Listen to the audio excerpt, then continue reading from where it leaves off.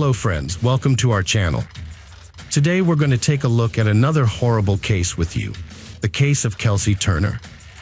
Kelsey Turner was born on March 5, 1993, in Norfolk, Virginia, to Samantha Ingram, a would-be model and dancer, and Christopher Ingram, a laborer.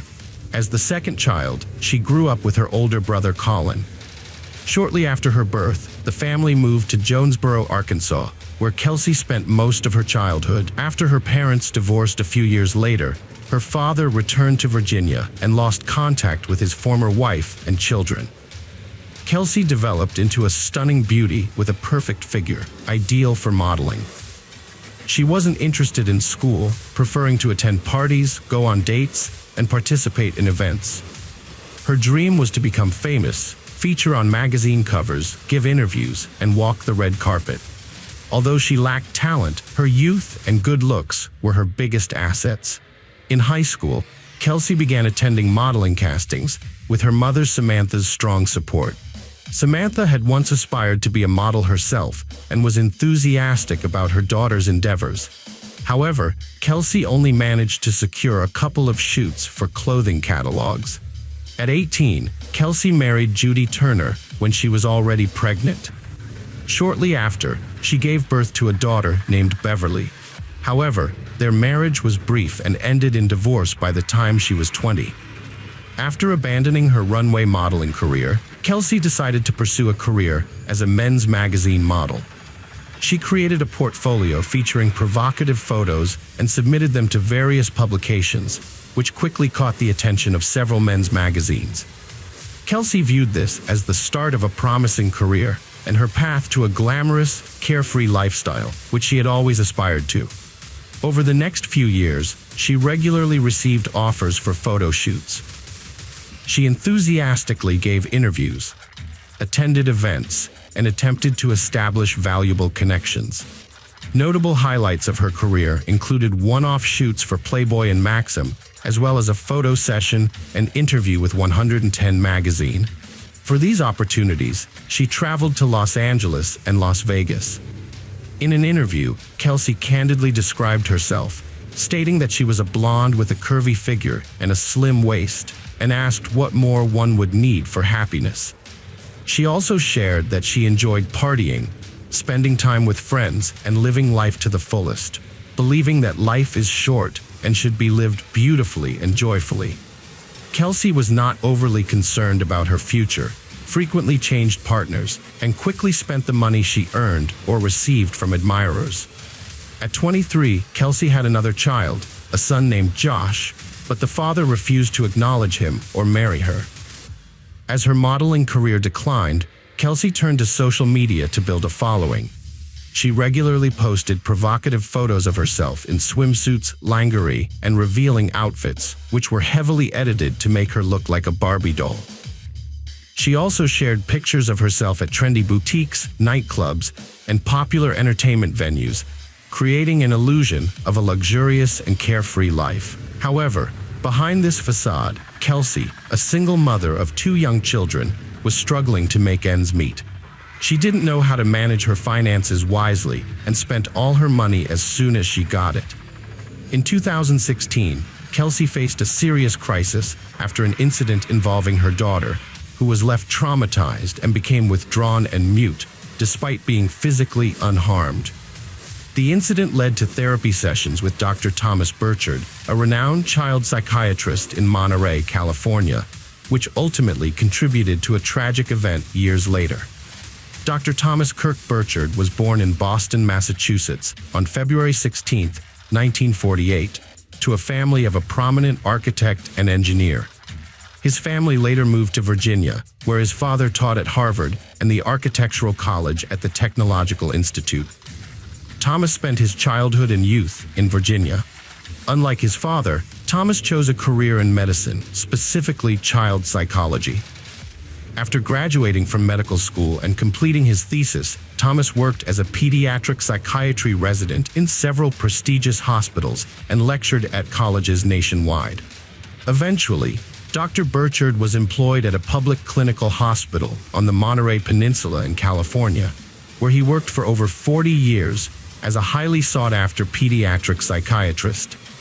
Dr. Burchard was a highly respected doctor with a reputation for connecting with his young patients and taking on the toughest cases.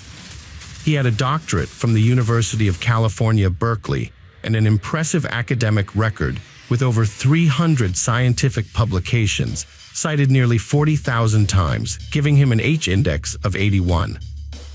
He was also known for his kindness, responsiveness, and generosity, particularly towards his young patients from low-income families.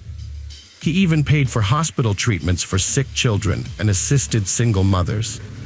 Dr. Burchard lived with a woman named D.Y., who was described as his assistant, housekeeper, lover, or fiancée. She was close to him and the first to notice changes in his behavior, which suggested early signs of dementia or Alzheimer's disease. As he approached his 70th birthday, Dr. Burchard became increasingly forgetful, absent-minded, and inattentive. To cope, he kept detailed diaries and notebooks to record everything, including names, dates, and events, to avoid confusion. He always carried a notebook with him containing sensitive information like banking details, account numbers, passwords, and card pins. Dr. Thomas Burchard's trusting nature led him to increase his financial support to those in need from hundreds to thousands of dollars. Kelsey Turner took advantage of Dr. Burchard's generosity. During her first visit with her daughter, she tearfully told the doctor that as a single mother of two, she couldn't afford his expensive services. Feeling empathetic, Dr. Burchard offered to treat her child for free and even gave her $300 to help with her children's needs. Kelsey was surprised, but soon realized that by sharing fabricated, tearful stories about her struggles, she could extract more money from the elderly doctor. At their next session, she concocted a performance, tearfully describing her younger son's illness and claiming she couldn't afford his expensive medication. This time, she specified a fake amount, and Dr. Burchard gave it to her in full. Kelsey's luck had changed, and from that point on, she frequently fabricated emotional stories to extract large sums of money from the trusting older man. Instead of using the money to support her children, she spent it on her own leisure activities, luxury clothing, and beauty treatments. Unwilling to return to her hometown in Virginia, Kelsey convinced Thomas to pay for her rental housing in California, claiming it would be easier to find a job and the climate was better for her children. It didn't take much persuasion for the doctor to agree, and he paid for the apartment. There were whispers that Kelsey and Thomas were romantically involved, and that this was the reason the respected doctor accommodated her every request. While these whispers may have held some truth, Kelsey maintained that Thomas had a paternal affection for her and her children, and was helping them selflessly. This was supported in court by Judy, although she added that Kelsey shamelessly took advantage of the doctor's kindness and his declining mental state due to dementia. Thomas paid for Kelsey's rental housing, bills, and gave her large sums of cash for necessities. He also rented a luxurious Mercedes-Benz convertible for her, rather than a practical family vehicle suitable for transporting children safely. As Kelsey's modeling career came to an end, her youth faded, and she stopped receiving offers for photo shoots. But instead of getting a job, she relied on her wealthy benefactor, Thomas, for financial support. Over nearly 3 years, Kelsey tried to break free from Thomas, blackmailing and threatening him. Despite this, he spent around $500,000 on her and her children. However, Kelsey wasted all the money on luxuries, including breast augmentation and liposuction, hoping to revive her modeling career. She prioritized partying over her children, neglecting them in the process. As a result, her ex-husband gained sole custody of their daughter through the court, stripping Kelsey of her parental rights. She was left with only her younger son, whose father had never shown interest in his child. Thomas was furious when he discovered what was happening, not because of the girl's ex-husband, but because of Kelsey's behavior. He realized she was a neglectful mother who didn't care for her children and spent all the money meant for them on her own desires, entertainment, and clothes. Dr. Burchard decided to have a serious talk with Kelsey, telling her he would no longer fund her extravagant and idle lifestyle. In response, Kelsey threatened to spread false rumors that the respected child psychiatrist had inappropriate, intimate interests in his young patients. Although this was a lie, any gossip on the matter could severely damage the doctor's reputation. Reluctantly, Burchard agreed to Kelsey's terms and continued to transfer money and pay her bills. In early 2019, Kelsey decided to move to Las Vegas with her son, intending to revive her modeling career. As usual, she expected Thomas, whom she continued to blackmail, to finance this venture. The doctor rented a house that Kelsey had chosen and transferred the amount of money she requested. After this, Kelsey disappeared for 2 months without giving any sign of her whereabouts. In late February 2019, Kelsey resurfaced because she was running out of money.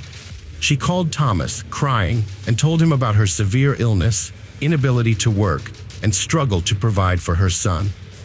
However, when the doctor refused to help, Kelsey's tone changed abruptly, and she began threatening and blackmailing him again. It's crucial to highlight that Judy had been pushing Dr. Burchard for a while to report Kelsey to the authorities, exposing her blackmail and extortion attempts. Judy also recommended getting Child Protective Services involved, considering Kelsey's past, having already lost parental rights to her older daughter, and her inability to properly care for her young son. Anticipating a potential court case, Dr. Burchard took steps to ensure he had the backing of his colleagues, keeping them informed about the situation and securing their promises of support. To persuade Kelsey to leave Thomas alone, Judy previously tried talking to her directly, but Kelsey responded with threats of retaliation. This time, Dr. Burchard decided to travel to Las Vegas to verify Kelsey's claims, knowing what he would likely find. Judy attempted to discourage him from going, but the elderly man was resolute. She then advised him to bring her or one of his friends along, but Thomas insisted that this was a personal matter that he needed to resolve on his own. Dr. Burchard set out on his journey on March 1st, 2019. On the morning of March 7th, a group of tourists driving through Nevada took a detour from the main highway onto a dirt road leading to Lake Mead. They stumbled upon a solitary Mercedes-Benz convertible parked in the middle of the desert with its windows up and roof closed, but no one in sight. The tourists found this suspicious and decided to investigate. As they approached the vehicle, they noticed one of the windows was shattered. Upon peering inside, they discovered signs of a violent struggle with bloodstains throughout the interior. The tourists promptly reported their disturbing discovery to the police. Law enforcement officers arrived at the scene around noon, greeted by an overwhelming stench of decay under the scorching sun. The source of the odor was quickly located when they opened the trunk of the car. Beneath a pile of items and rags, they found the lifeless body of an elderly man, next to whom lay a blood-stained baseball bat. It was later confirmed that the body belonged to Dr. Burchard, who had been missing for 5 days. Judy had reported his disappearance on March 2nd, when she couldn't reach him at their scheduled time, and she immediately feared the worst. She contacted the police, hoping against hope that he would be found alive. Tragically, that was not the case. The autopsy revealed a horrific series of injuries on the elderly man's body. He had sustained multiple abrasions, bruises, and superficial cuts. The examination also showed that he had suffered severe head injuries, likely inflicted by the baseball bat found beside him in the trunk. Part of his ear had been severed, and his hands bore numerous cuts, suggesting a desperate attempt to defend himself. Additionally, there were bruises on his face with a peculiar imprinted pattern. The most shocking discovery, however, was that the man had been placed in the trunk while still alive, where he slowly suffocated under the intense desert sun. As the police investigated the crime scene, they discovered that the car was rented in Kelsey Turner's name, making her the prime suspect. Judy provided the authorities with the address of the house where the blonde lived and where the deceased doctor had gone, as it was also rented in his name. However, when the police arrived, they found the house empty.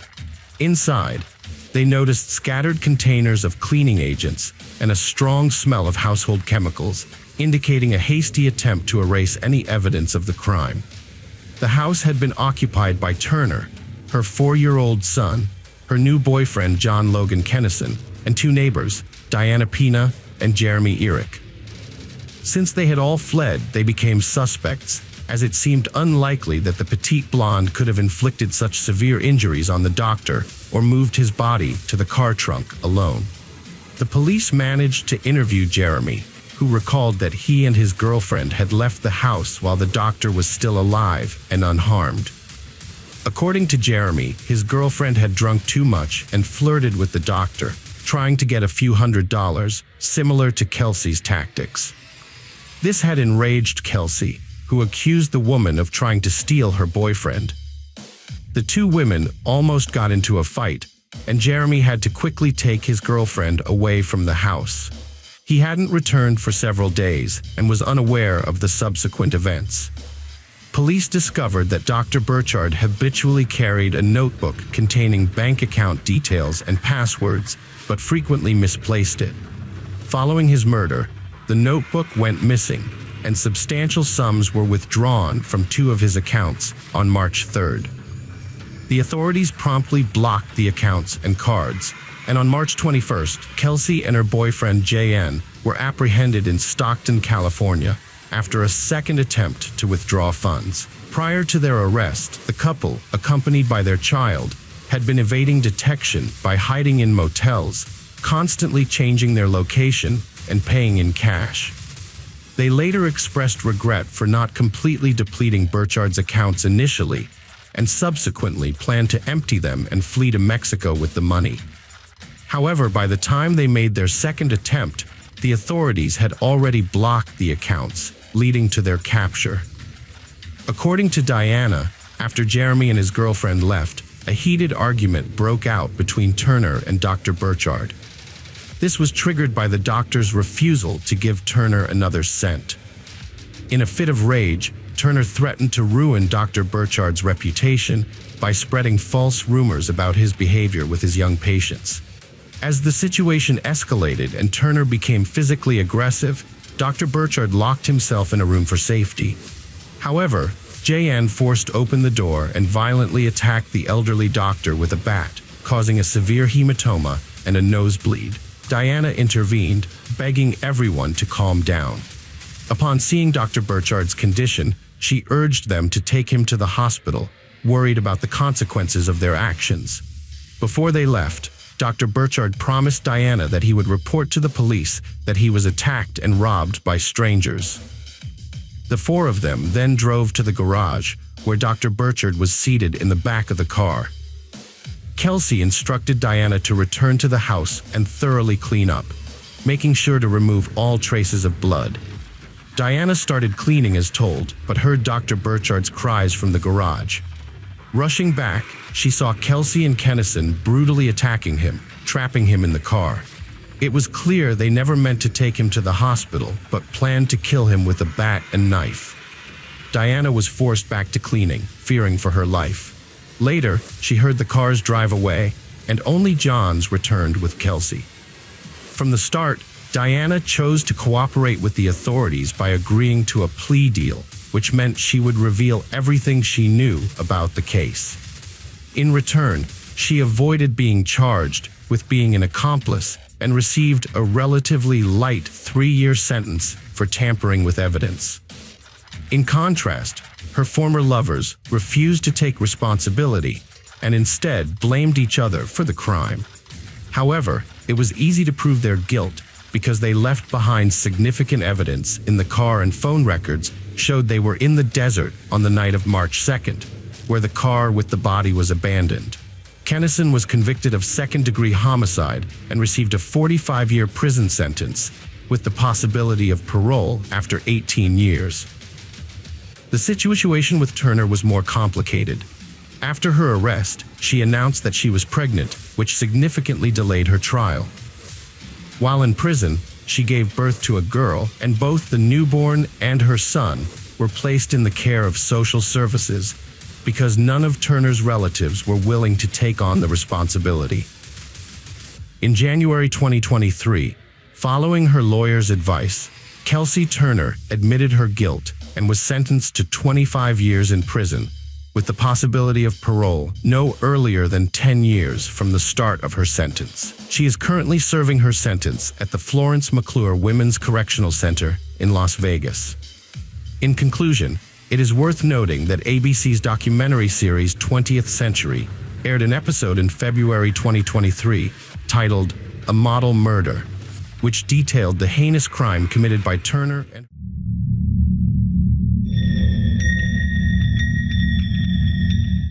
Hello friends, welcome to our channel. Today we're going to take a look at another horrible case with you.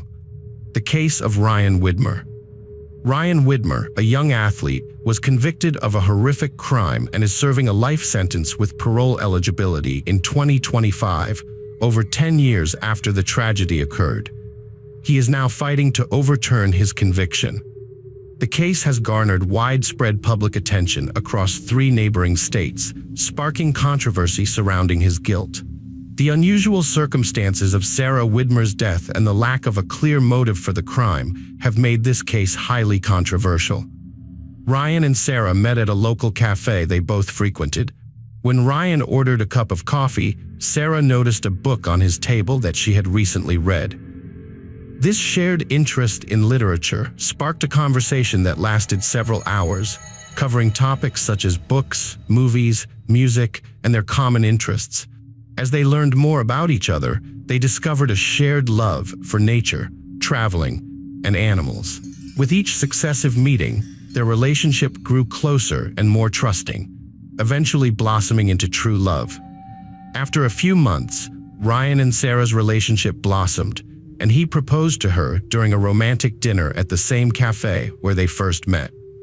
Overjoyed, Sarah accepted his proposal. The young couple set a wedding date and began searching for a beautiful 2-story house in Hamilton. On April 10, 2008, they exchanged vows in a quaint and intimate church ceremony, surrounded by their closest friends and family. Sarah brought every detail to life, making the day truly unforgettable. She stunned in her white dress, leaving Ryan spellbound.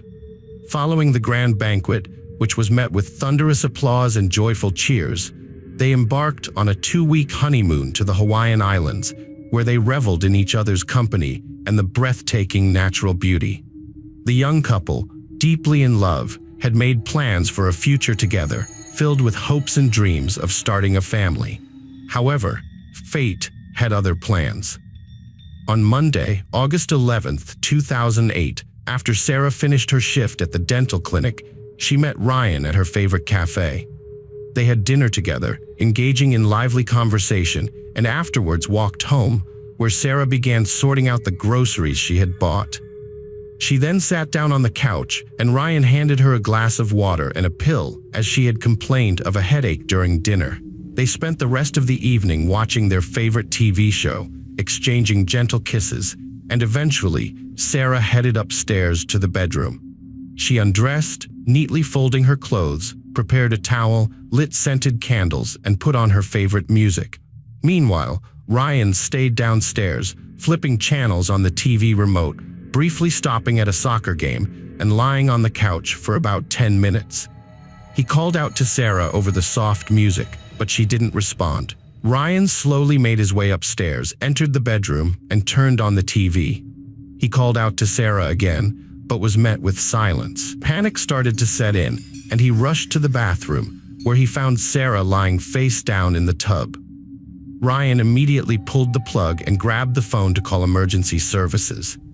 At 10:49 p.m., the service recorded the call, with Ryan frantically yelling that his wife had drowned in the bathtub, likely having fallen asleep. In his panic, Ryan failed to follow the dispatcher's instructions, wasting precious time. Under the dispatcher's careful guidance, Ryan eventually managed to pull Sarah out of the tub and performed CPR on her repeatedly. The ambulance, accompanied by police officers, arrived at the Widmer home just 6 minutes after the call. The police were initially drawn to the scene of the tragedy. Upon inspection, the bathroom appeared clean and dry, with no signs of water or scattered supplies that would indicate a hasty removal of a body from the water. The bathroom was meticulously clean. Sarah lay on the bedroom floor, nude with dry skin, but her wet hair suggested drowning. The bedroom was also tidy, leading law enforcement to suspect murder. Ryan, wearing only his underwear, was thrashing about the bedroom. When medical professionals found no pulse, they began performing cardiopulmonary resuscitation. A pinkish-white discharge from Sarah's nose and mouth confirmed drowning. Medical staff attempted to intubate Sarah twice as she lay on the bedroom floor, but both attempts failed. She was then rushed to an ambulance, where 2 more attempts were made to revive her heart using a defibrillator, again without success. Throughout the ordeal, Ryan remained by his wife's side, visibly distraught and anxious, as described by medical staff. Within 20 minutes of arriving at the hospital, medical staff attempted to revive Sarah, but at 11:41 p.m., an emergency physician pronounced her dead. Ryan, overcome with grief, fell to his knees in the hospital hallway and wept. The sudden tragedy that occurred just 4 months after the wedding sent shockwaves throughout the city, and Ryan became the prime suspect in the murder of his young wife. Ryan's initial statement, given at the hospital, raised doubts about its accuracy. He claimed that only he and his wife were at home, and that nothing out of the ordinary had happened. They had dinner at a cafe, returned home, and watched TV together. Sarah had a headache, and he gave her painkillers and helped her to the bathroom when he found her. However, the emergency call record showed that the victim was lying face down, contradicting Ryan's account. The man was distraught, repeatedly calling out for Sarah. Under pressure from the investigator, Ryan shifted from being a victim to a participant in the investigation, working to uncover what had happened to Sarah that night. He agreed to let investigators search their house. Analysis of the medication Sarah took revealed it was a common painkiller, but it was discovered that Sarah's frequent headaches and migraines had led her to take a course of drugs that altered her hormonal balance, causing uncontrollable sleep. This became the initial theory behind Sarah's death. After searching the house, police found bloodstains on the carpet. When they arrived, the bathtub was dry and there were no wet towels. The tile floor was also dry and clean, leading police to suspect that Sarah had been murdered. No wet items, clothing, or other objects were found in the house that could have been used to soak up water. Ryan's statements during the 911 call and at the hospital were contradictory, which raised suspicions and turned him from a victim into a suspect. An examination of Sarah's body revealed bruises on her forehead, neck, armpit, and upper lip, as well as lacerations on her upper lip. However, there was no clear evidence of a struggle, as her fingernails were not broken or chipped, and there were no marks on her hands, elbows, or knees. Ryan's body also showed no signs of injury or struggle. An investigation by Sheriff Bishop was inconclusive, as all the bathroom supplies were in place, and there were no signs of resistance. It was unclear whether Sarah had taken a bath that evening, or if she had not resisted and allowed her husband to drown her. Sarah's autopsy, led by Dr. Russell Apt Grove, revealed that the cause of death was drowning, accompanied by multiple muscle hemorrhages in the front of her neck and contusions on her scalp. These injuries, which occurred before her death, raised many questions, but their origin remained unknown. The investigation struggled to make progress with no leads or answers. The toxicology tests found no traces of illicit or alcoholic substances in Sarah's blood. On August 13, 2008, Ryan was arrested on suspicion of aggravated murder of his wife. The decision was based on the discrepancies in the emergency call and the crime scene, as well as the injuries found on Sarah's body. This evidence was sufficient to charge him with her murder by drowning. Despite Ryan and Sarah's seemingly perfect relationship, with friends and neighbors testifying to their deep love for each other, and their public displays of affection, no one could understand what drove them to such a tragic end. In March 2009, The first court hearing took place. Ron Cronenberger, the emergency dispatcher who received the call, testified as a witness. He described Ryan as remaining calm during their conversation, stating that it seemed like Ryan was pretending to perform CPR by blowing into the tube. The prosecution argued that the 911 call, the crime scene, and Sarah's injuries provided sufficient evidence to prove Ryan's guilt. They alleged that Ryan had forcibly drowned Sarah by holding her underwater in a bathtub. The bathtub was a crucial piece of evidence in the case. Upon examination, police found fingerprint streaks, supposedly left by human hands, closer to the middle of the tub. Using a reflected ultraviolet imaging process, fingerprints and smears were detected on the tub. A forearm print was identified, and a hair follicle test revealed that it was left by an adult male, although the exact age of the print could not be determined. However, the bathtub was not the critical evidence needed to prove the struggle between Ryan and Sarah. The prosecution suggested to the jury that a violent altercation likely occurred that night at the Widmer home for unknown reasons, and that the suspect deliberately kept quiet about it. The defense team called in an expert to testify that it is highly unlikely for someone to fall asleep and drown in a bathtub unless they were under the influence of illegal drugs or alcohol. The expert explained that the sensation of water on the face would normally wake a person up or trigger a gag reflex, causing them to cough or choke. Even if the person didn't wake up, the lack of oxygen would eventually rouse them. The pathologist who performed the autopsy testified that if Sarah's body was dry, but her hair was wet, it could indicate that her head was forcibly pushed off the edge of a bathtub, toilet, or sink. This could have happened while her head was facing forward or backward, whether the water was running or the bathtub was full. The prosecution argued that Ryan held Sarah's head underwater until she drowned, making him guilty of the crime. On the other hand, the defense argued that Ryan was innocent, primarily because there was no clear motive for the alleged crime. They pointed out that if there had been a violent struggle, as the prosecution claimed, there would be evidence of it. However, there were no injuries on Ryan, and Sarah's fingernails showed no signs of breaking or chipping, suggesting that there was no struggle. They claimed that the injuries found on Sarah were caused by the prolonged CPR, direct cardiac massage, and repeated intubation attempts made that night at the house, in the ambulance, and at the hospital. At the defense's request, Dr. Werner Spitz performed a second autopsy on Sarah. He confirmed that the cause of death was drowning and observed injuries to her neck, arms, upper lip, skull, a lacerated liver, and bleeding on her neck. However, he couldn't determine whether these injuries occurred during CPR. It was argued that the EMTs tried to resuscitate Sarah for about 45 minutes and that the deep neck bleeding likely resulted from an IV inserted in that area. The EMTs had been unable to access her arm veins. Instead of ruling it a homicide, Dr. Spitz concluded that Sarah's death was undetermined. The defense based their case on the fact that Sarah's skin was dry, which dries faster than her hair. They conducted experiments to demonstrate that when Ryan found his wife unconscious, he instinctively pulled the drain plug to try and help her and then called emergency services. This sequence of events explains why her body was drier than expected.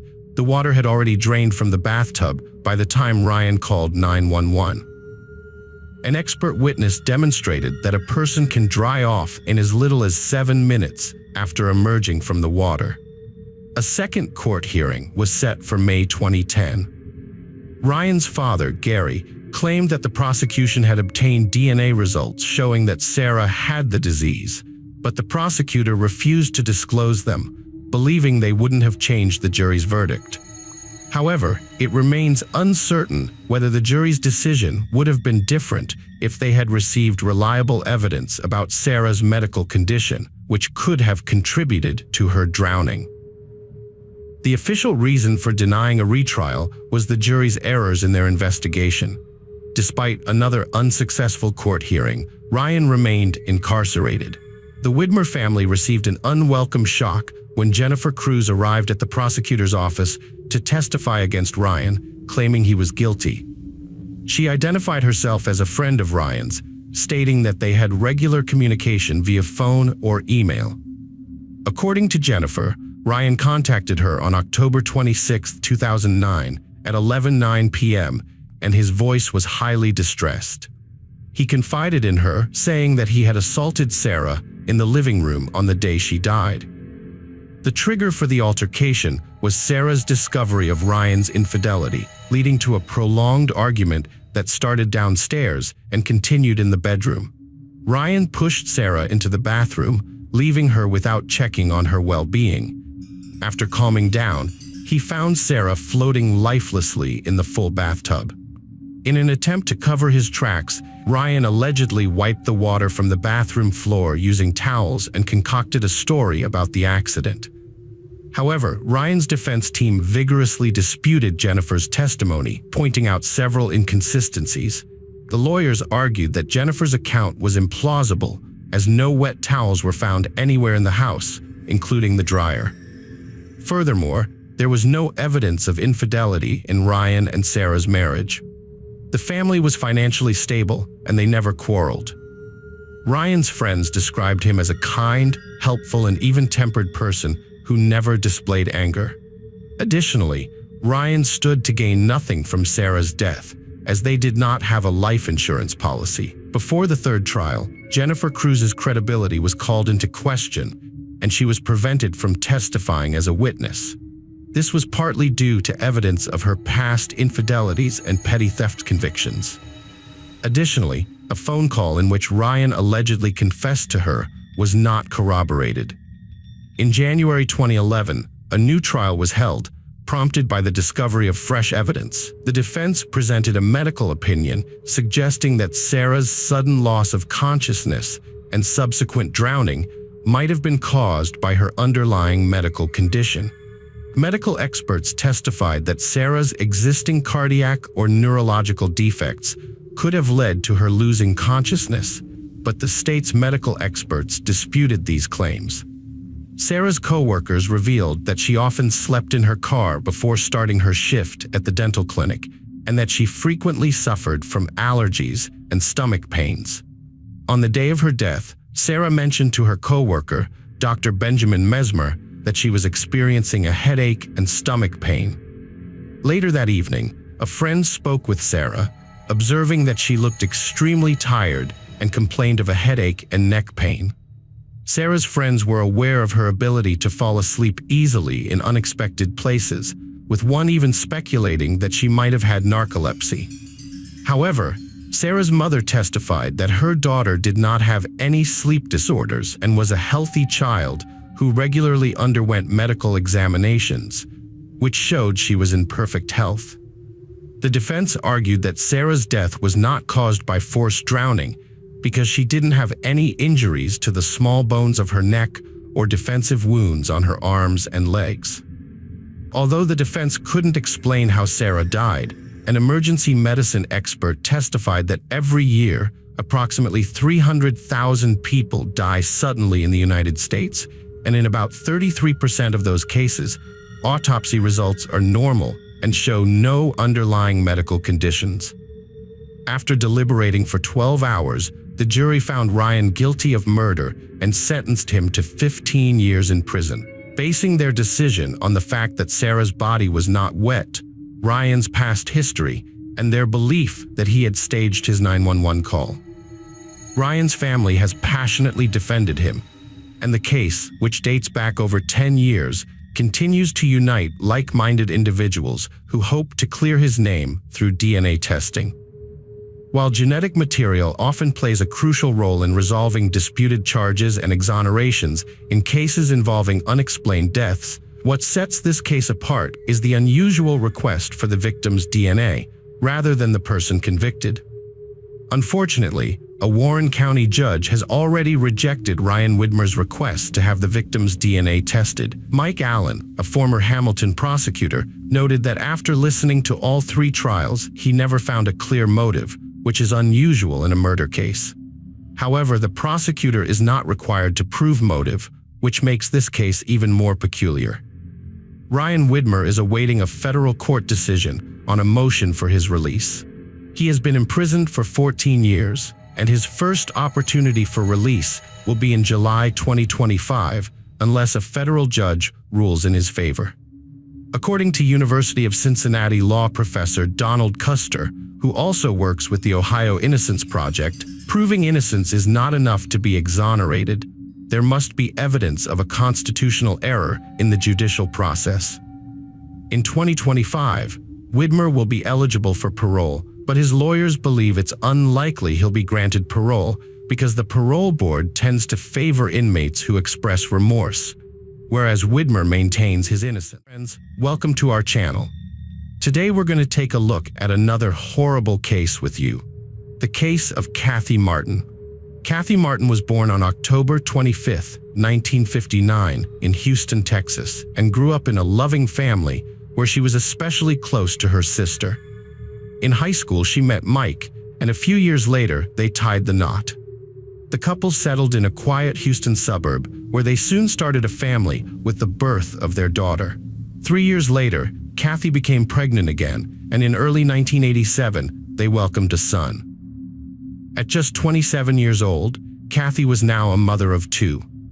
After her second child was born, Kathy dedicated herself to full-time motherhood, focusing on raising her children. Mike worked at his father-in-law's small sign factory, providing a stable income for the family.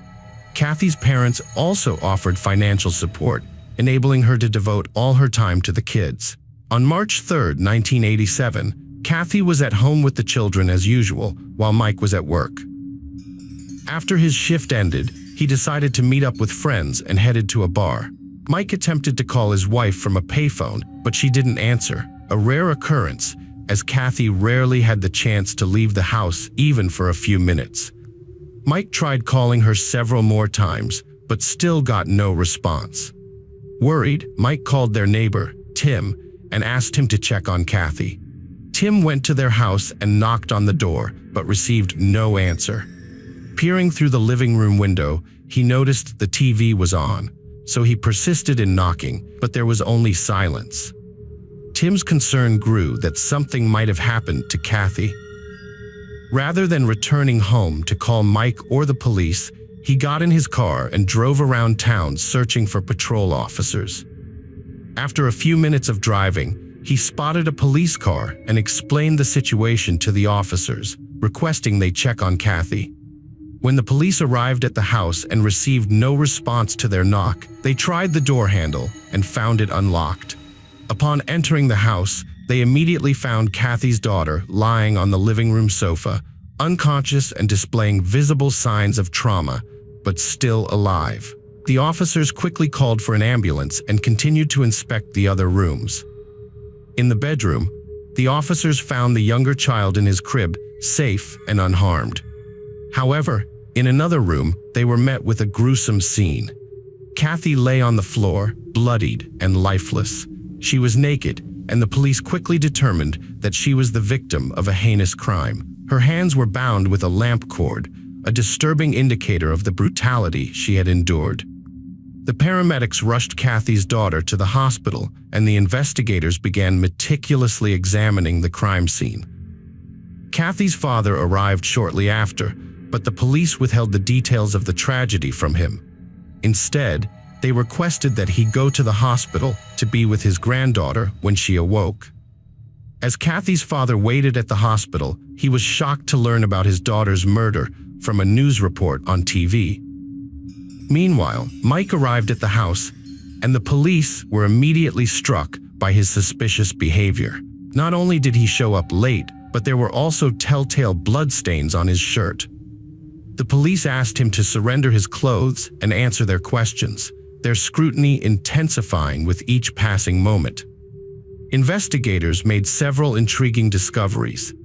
Firstly, they found numerous bloodstains in the bathroom, indicating that the perpetrator had attempted to clean up the crime scene. This suggested that the attacker had lingered in the house for some time rather than fleeing immediately after the murder. Secondly, forensic experts detected no signs of forced entry. All windows and doors, except the front door, were locked, implying that Kathy either let the attacker in voluntarily or they had a key. The police also observed another peculiar detail. All of Kathy's clothes were neatly folded on the floor beside her body. This not only hinted at the possibility of sexual assault, but also seemed strange that the attacker had taken the time to fold her clothes with such care. The detectives hypothesized that the assailant might have threatened to harm her children if she screamed or refused to comply with their demands. Kathy may have acquiesced to their demands solely to protect her children, only to be killed afterwards. Kathy's daughter was fighting for her life after being brutally beaten, likely with bare hands. After several hours in the hospital, she fell into a coma, and her chances of survival remained dire. Medical experts examined Kathy's body and determined that she had suffered 16 stab wounds, primarily in the abdominal area. They also confirmed that she had been sexually assaulted and managed to extract biological material from the perpetrator. However, during that time, DNA analysis was not yet widely used in forensic science, so the experts could only determine the perpetrator's blood type. From the early hours of the investigation, the police zeroed in on the victim's husband, Mike, after noticing suspicious stains on his shirt. They seized his clothing for examination, and Mike's behavior that evening also raised eyebrows. After work, he went out with friends, but instead of going home, he asked a neighbor, Tim, to check on his wife, a tactic detectives had seen before, where a husband committed the murder and created an alibi. The police also uncovered that Mike had a checkered past. Right after high school, he was arrested for selling drugs to an undercover cop and was sentenced to 6 years in prison, although he only served 2 before being released on parole. Later, he married Kathy, but the police needed more evidence to charge him. The detectives also launched an investigation into Tim, the neighbor, whose behavior seemed suspicious. Rather than calling the police from his home, he drove around town searching for patrol officers. A search of Tim's car revealed suspicious stains on the floor mats that resembled blood.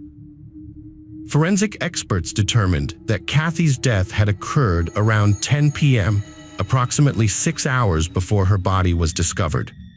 This led the detectives to probe the suspect's whereabouts long before the evening and their actions after the murder. Both Mike and Tim claimed to have been at work, prompting the police to verify their alibis. 2 days after the murder, the hospital contacted the detectives with a breakthrough. Kathy's daughter had suddenly regained consciousness, and her life was no longer in danger. Investigators rushed to interview her, hoping she could provide insight into the events, but the 4-year-old girl had almost completely lost her memory of that day.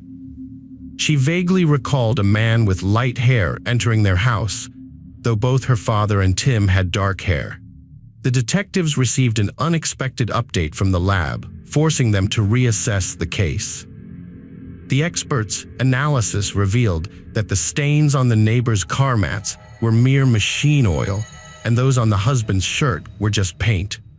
Furthermore, multiple colleagues of Mike and Tim, who worked in different fields, corroborated that the 2 men had been at their workplaces all day and hadn't left until evening.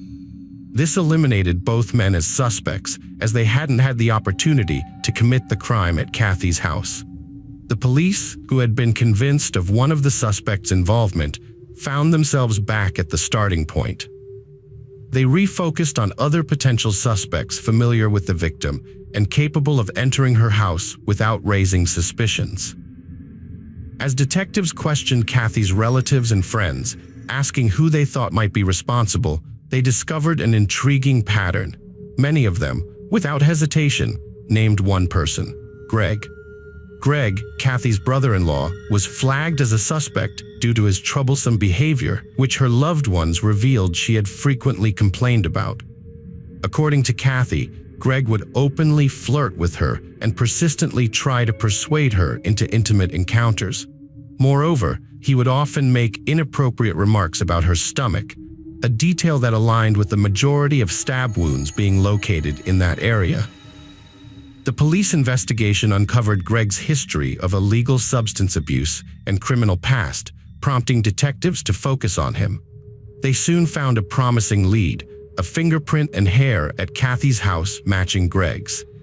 However, this evidence was not conclusive, as Greg regularly visited Kathy and her husband, potentially leaving behind the prints and hair prior to the murder. Kathy's parents were convinced of Greg's guilt. Her mother shared a telling anecdote. During a late-night hospital visit with her granddaughter, Greg appeared, causing the girl to glance at her grandmother with an unmistakable look of fear. After hearing this testimony, the detectives summoned Greg for questioning. He categorically denied any involvement in the murder, claiming to have been with a friend at the time, a friend with a notable criminal record. Mid-interrogation, Greg requested a brief absence to pay for additional parking time, allegedly to avoid a ticket, but he never returned to the station. Greg's wife's sister later recounted that on the day of the murder, Greg dropped her off at work around 10:30 a.m. and picked her up at 2:30 p.m., leaving him a 4-hour window that coincided with the time of the murder, providing a plausible opportunity to kill Kathy. Despite these suspicious circumstances, the police still lacked concrete evidence to link Greg to the crime. As a last resort, they decided to analyze the semen sample taken from the victim's body. At the time, forensic experts could only determine the blood type of the sample's owner.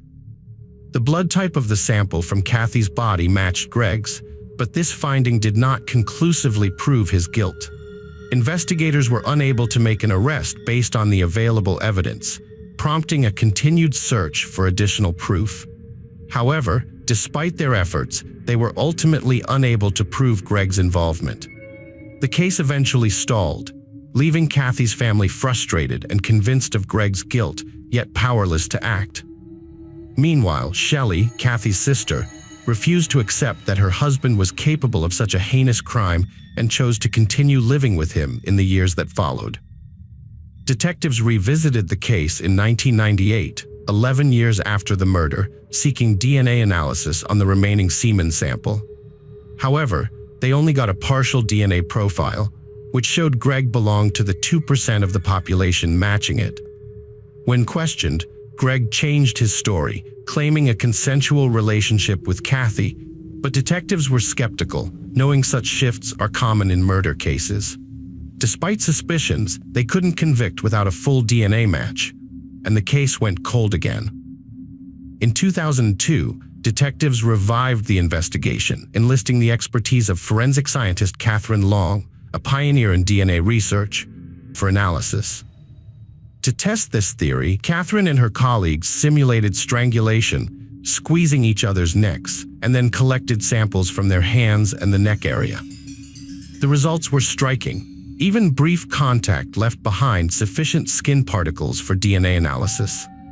Detectives re-examined Kathy's case, focusing on the lamp cord used to bind her hands. Since only the killer could have tightened it, they handed it over to Catherine for DNA analysis. Stored in a paper bag, the cord was swabbed from end to end, including blood-stained areas. 2 DNA profiles emerged, Kathy's and Greg's, providing strong evidence that Greg was the killer. 15 years after the murder, the suspect was arrested and denied involvement, claiming a romantic relationship with Kathy. However, DNA evidence led to his trial. While in prison, his cellmate reported that Greg confessed to the crime, boasting about killing Kathy after she resisted his advances and threatening to harm her son if she didn't comply.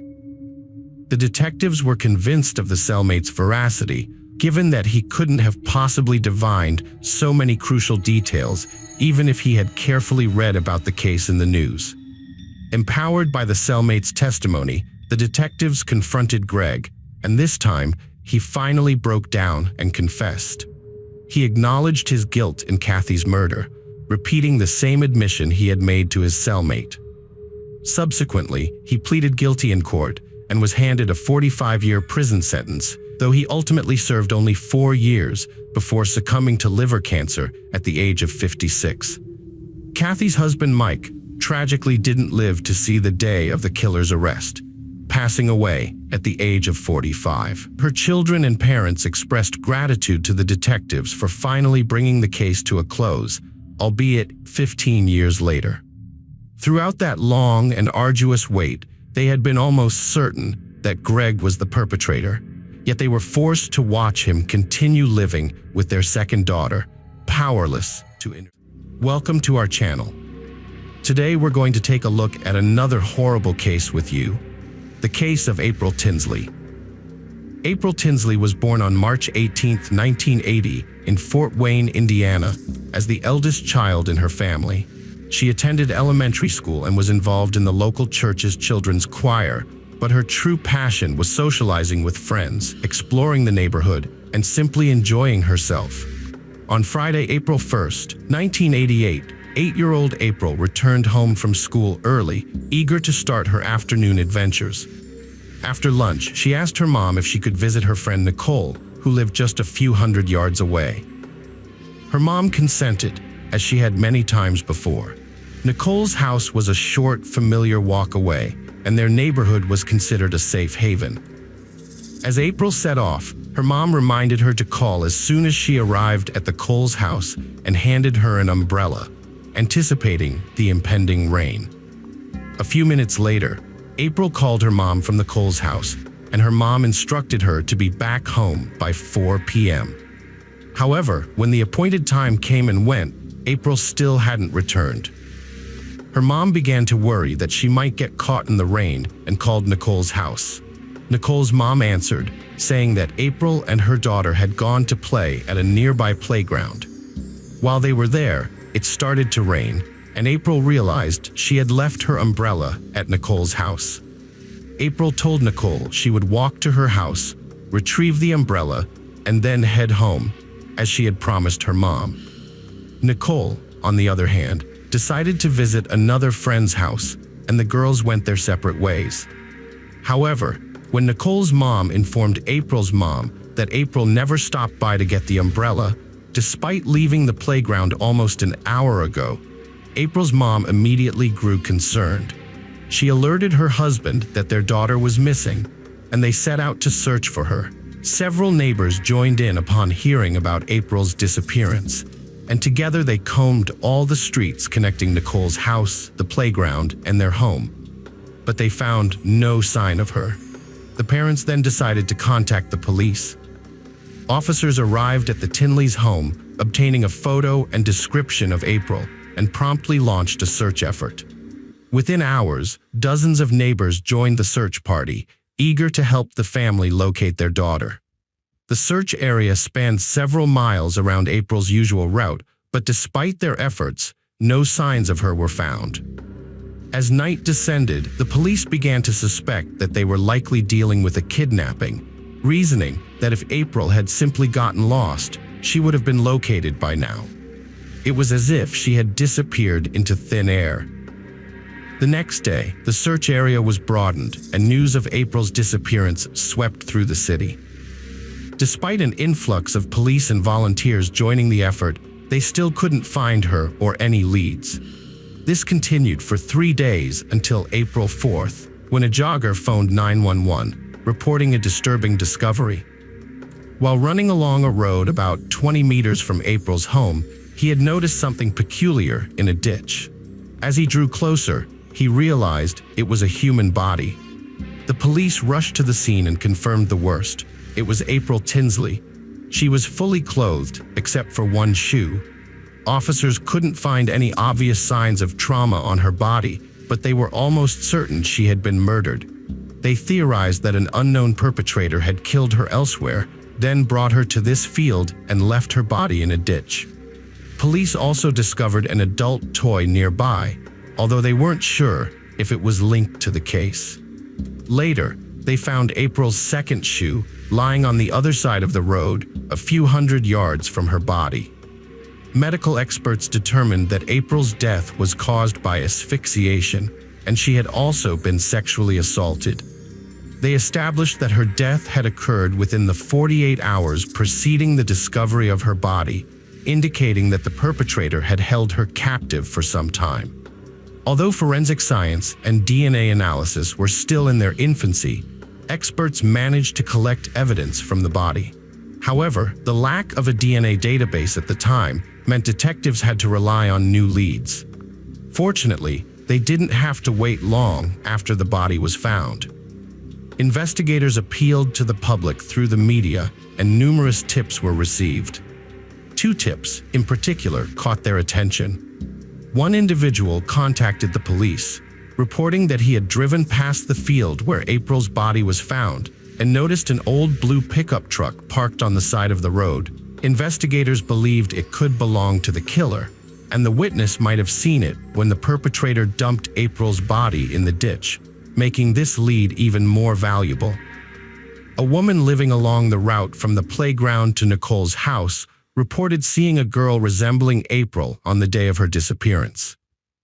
According to the witness, as the girl walked along the road, an old blue pickup truck pulled up beside her, and, a few seconds later, it drove away with the girl on board. Although the car obstructed her view, the witness couldn't see exactly how the girl got inside. This tip became the first significant lead for investigators, who were also provided with a description of the driver: a white man around 30 years old with blonde or ginger hair. Based on this information, police created a sketch of the suspect and distributed it to the media, along with a description of his vehicle, hoping someone would recognize him. The FBI soon joined the investigation, and together with the police, they looked into the possible involvement of all men who had previously been convicted of sexual crimes living in April's area, seeking new leads. At some point, they were informed that the suspect's portrait resembled a man who had been involved in organized crime activities and had an interest in Satanism. Investigators checked on this individual, but couldn't establish his involvement. However, they arrested him for another offense unrelated to April's disappearance. Police continued to pursue leads and investigate numerous individuals, but they failed to make any significant breakthroughs. This stagnant state persisted for several months, and eventually, detectives hit a dead end. Notably, during the course of the investigation, police uncovered several other crimes against children and apprehended the perpetrators, but the individual responsible for April's murder remained at large. In the following years, the case saw no major advancements, but in May 1990, a sudden and unexpected twist emerged. A teenage boy living 10 miles from where April's body was discovered found a message on his shed, written from the perspective of the perpetrator. The killer confessed to April's murder, hinting at further crimes to come, and inquired about the status of the victim's second shoe. This prompted detectives to suspect that the author was likely April's killer rather than a prankster. The discovery was significant because the detail about the victim's shoe being found several hundred yards from her body had never been released to the media, making it unlikely that anyone but the killer would know this. Another fascinating aspect of the message was that it had initially been written in pencil and then traced over in marker. This led investigators to theorize that the perpetrator may have left the message months prior to its discovery and then returned to make it more conspicuous by outlining it in marker.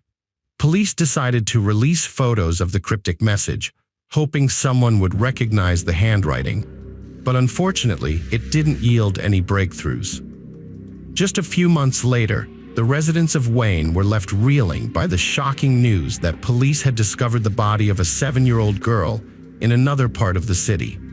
She had been sexually assaulted, and the cause of death was asphyxiation. Given the eerie parallels to April's case, police instinctively suspected that the same perpetrator was behind this heinous crime. However, FBI profilers disagreed, convinced that they were dealing with 2 separate offenders. Despite their efforts, no progress was made in either case until 1995, when police finally linked the second victim's murder to a family friend who had since passed away.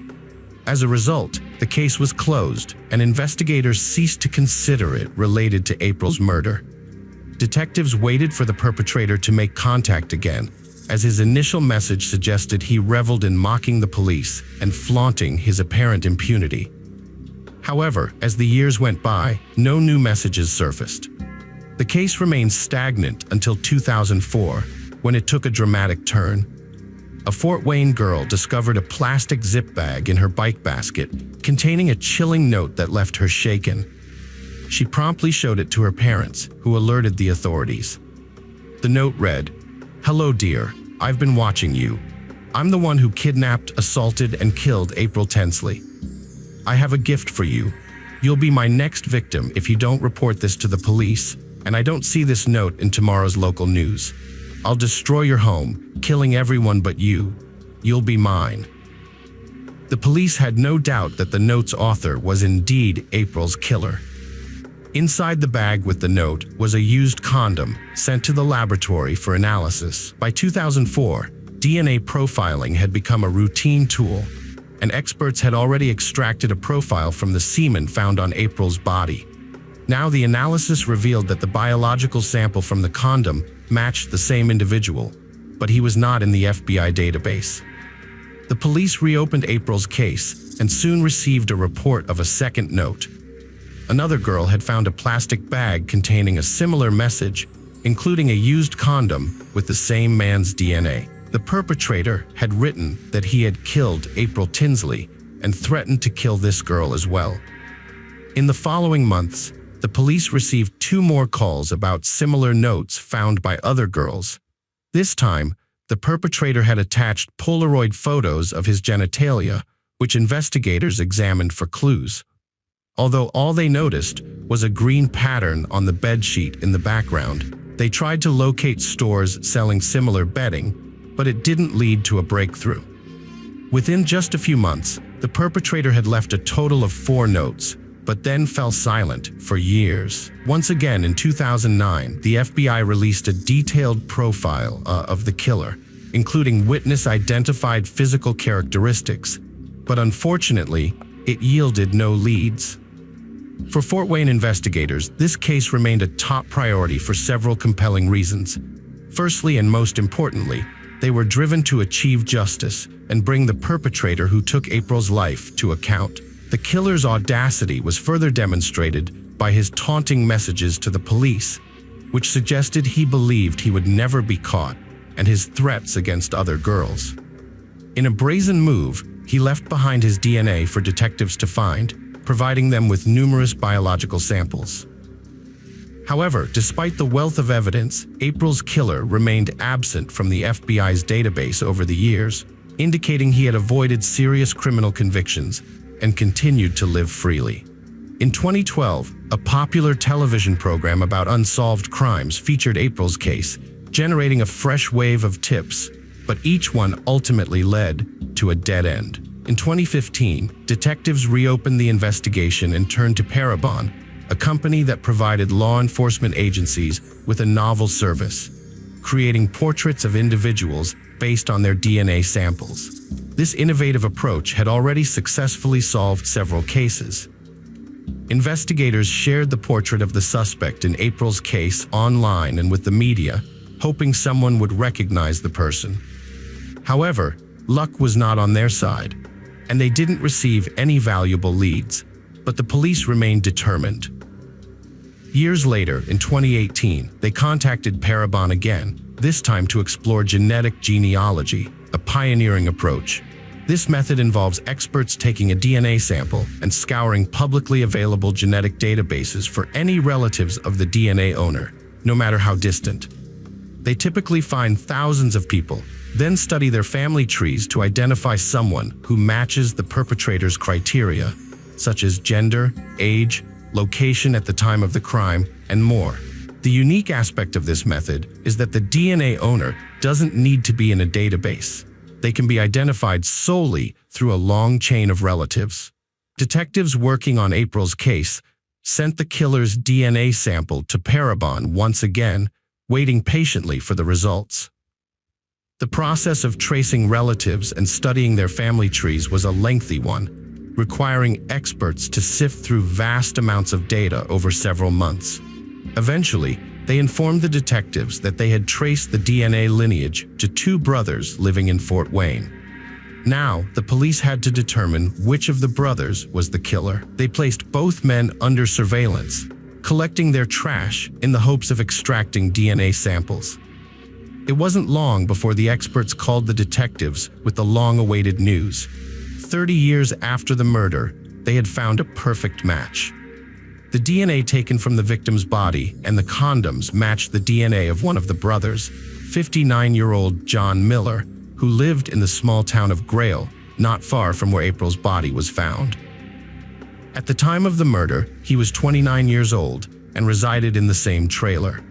The police decided to obtain a direct DNA sample from Miller and interrogate him. When they arrived at his trailer and asked him to accompany them to the station, he astutely guessed they were there about April Tinsley. On the way to the station, Miller engaged in small talk, appearing remarkably relaxed. At the interrogation, Miller neither denied nor contested the allegations and confessed to abducting, sexually assaulting, and murdering April. He claimed to have deliberately targeted Fort Wayne, spotting April on a deserted street and telling her to get into his car, to which she silently acquiesced. He then took her to his trailer, where he assaulted and killed her before dumping her body.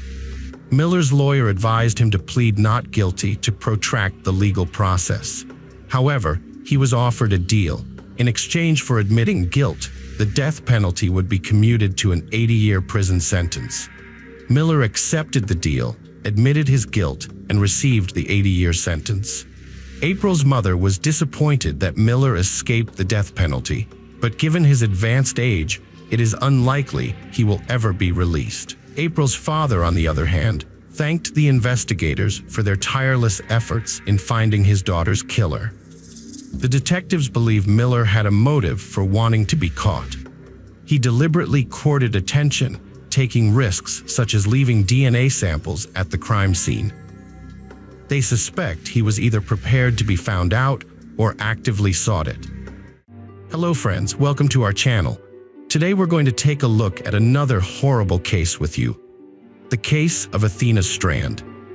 Athena Strand was born on May 25, 2015, in Duncan, Oklahoma, a small American town. Following her parents' divorce, her father relocated to Texas, while Athena remained with her mother in Oklahoma. Despite the distance, her father maintained regular contact, visiting her frequently, and her mother also made sure Athena spent quality time with him, given their amicable relationship. Later, both her parents remarried, and Athena gained two younger sisters, with whom she shared a strong bond, always seeking to spend as much time with them as possible.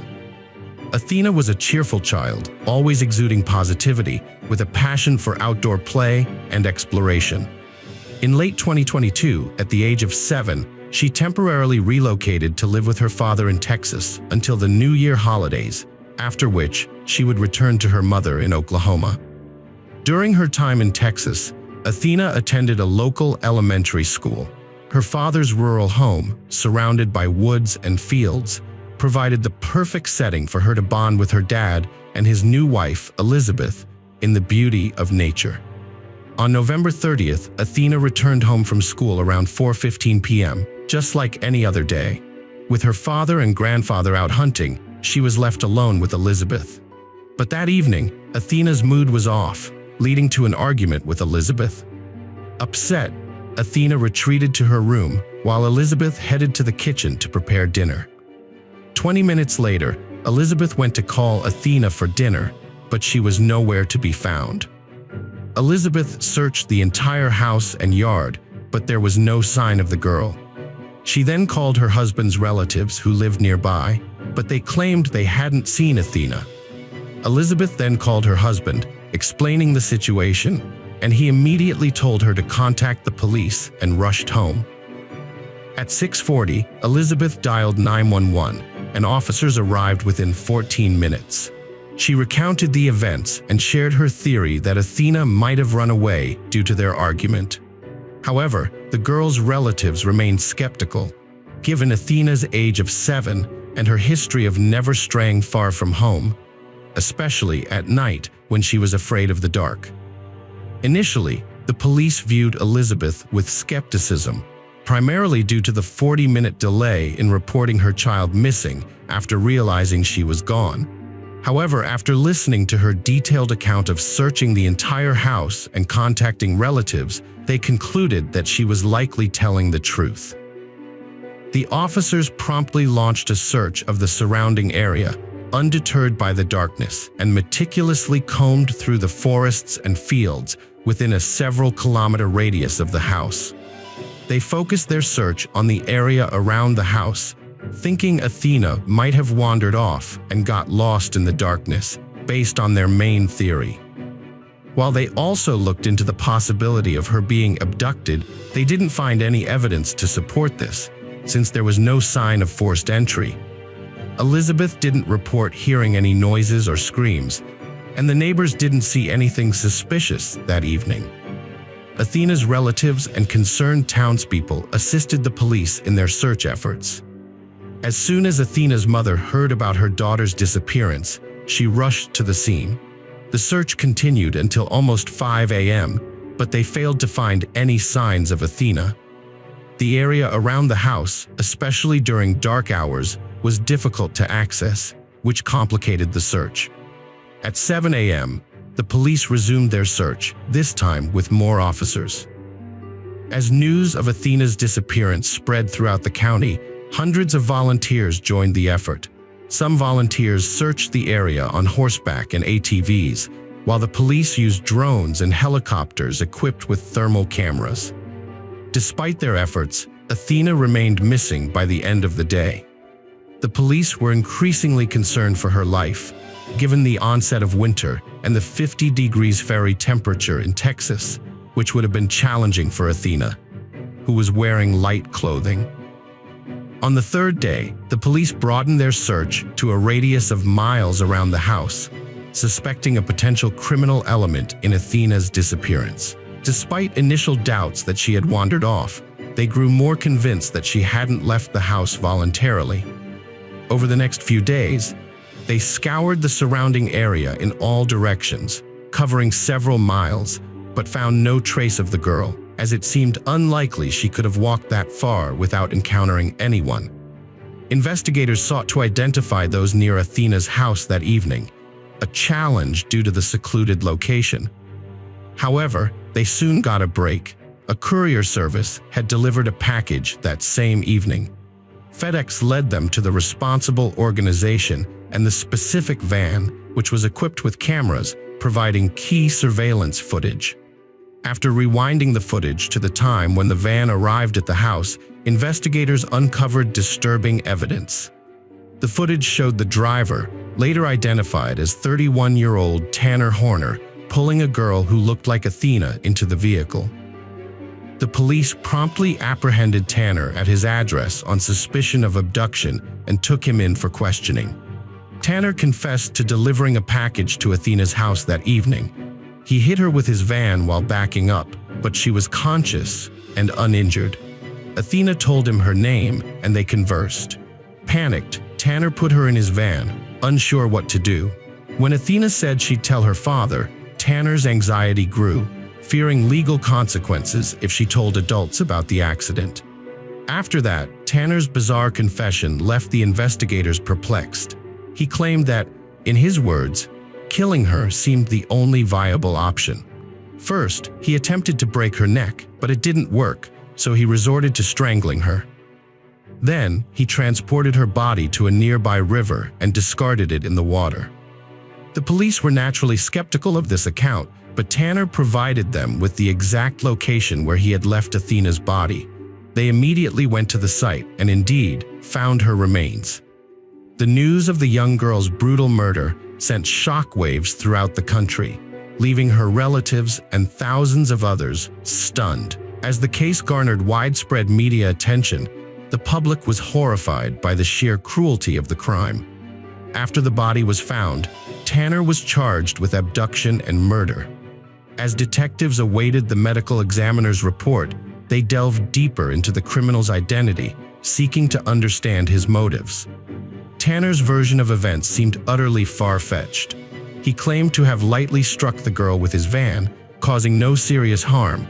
Yet, he was allegedly so terrified that he immediately decided to kill her, fearing that hitting a child without causing harm might only lead to his job loss. His story appeared highly improbable. Tanner, engaged with a year-old child, worked as an Uber driver and musician, performing in Fort Worth cafes. His social media showed a normal life, with photos of his child and musical performances. With no prior legal issues, there was no indication he was capable of cruel violence. 2 months prior to Athena's tragic death, the delivery man had shared photos on social media, showcasing heartwarming moments spent with his son and grandparents. The wait for the medical examiner's report, which was anticipated to clarify the exact sequence of events, dragged on for several weeks. During this time, Athena's grief-stricken parents took legal action against FedEx and the contracting company, alleging that they had failed to implement adequate employee screening measures, hence allowing Horner to continue working and paving the way for such a heinous crime. A devastating twist in this tragic tale emerged. The package Horner had delivered on that fateful evening was, in fact, a Christmas gift for Athena, a Barbie doll she had long coveted, which her parents had ordered for her. As the medical examiner's findings were made public, even more questions surfaced in the case. According to the document, the victim's death occurred within an hour of her abduction, with her body showing injuries of varying severity. The cause of death was asphyxiation. Initially, detectives believed that the killer, Horner, had abducted the girl to sexually assault her after spotting her near the house. However, medical experts found no evidence to support this theory, which puzzled the police. The detectives didn't believe the killer's account of events, as it lacked a logical explanation. They speculated that the perpetrator's initial plan was to sexually assault the girl, but something went awry. One theory is that after arguing with her father's wife, the victim went outside and was in the yard when Horner arrived to deliver a package. Noticing the girl alone and isolated, he saw an opportunity to act on his depraved fantasies. Horner could have lured the girl into his van through deception or attacked her to put her in the vehicle without a struggle. What happened next is unclear, with two main theories emerging.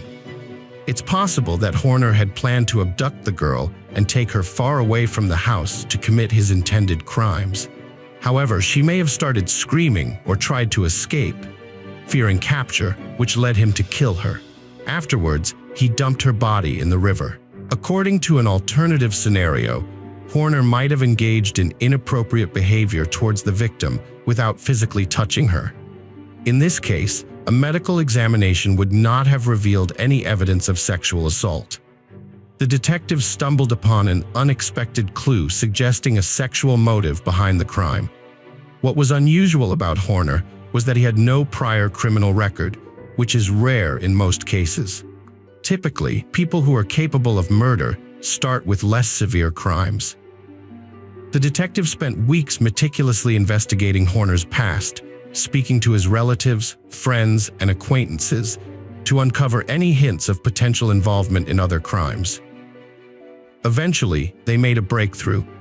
The police identified several individuals who alleged they were victimized by Horner during their childhood. To protect the investigation, the authorities did not release the victims' identities or disclose full details of the incidents. However, it is known that one of the victims accused Horner of assaulting her 9 years prior. Additionally, he was charged with 3 counts of sexual assault involving minors in 2013, although it is unclear whether these incidents involved one or multiple victims. One of Horner's victims had been publicly sharing her story for years, describing how he assaulted her when she was 16. She used social media to raise awareness about Horner's criminal nature, but despite this, he faced no consequences and was not considered a suspect. The victim stated that for years, nobody believed her allegations. However, after Horner killed Athena, these allegations gained significant attention, revealing Horner's true character and possible motives. Horner faces multiple trials, including Athena's murder. A disturbing TikTok video shows him watching a bug being killed with a spray, his face showing an unsettling pleasure. This hints at sadistic tendencies, making his account of Athena's murder even more suspicious. Horner claimed he killed Athena to avoid punishment for a lesser crime, but this excuse seems absurd given his sadistic nature. Authorities are seeking the death penalty, backed by video footage and Horner's own testimony. His guilt is clear, and additional evidence may be presented during the trial. Hello friends, welcome to our channel. Today, we're going to take a look at another horrible case with you. The case of Sabrina Kuiter. Sabrina Kuiter was born on December 5, 1982, in a London suburb to parents of French and Algerian descent, giving her a unique cultural heritage.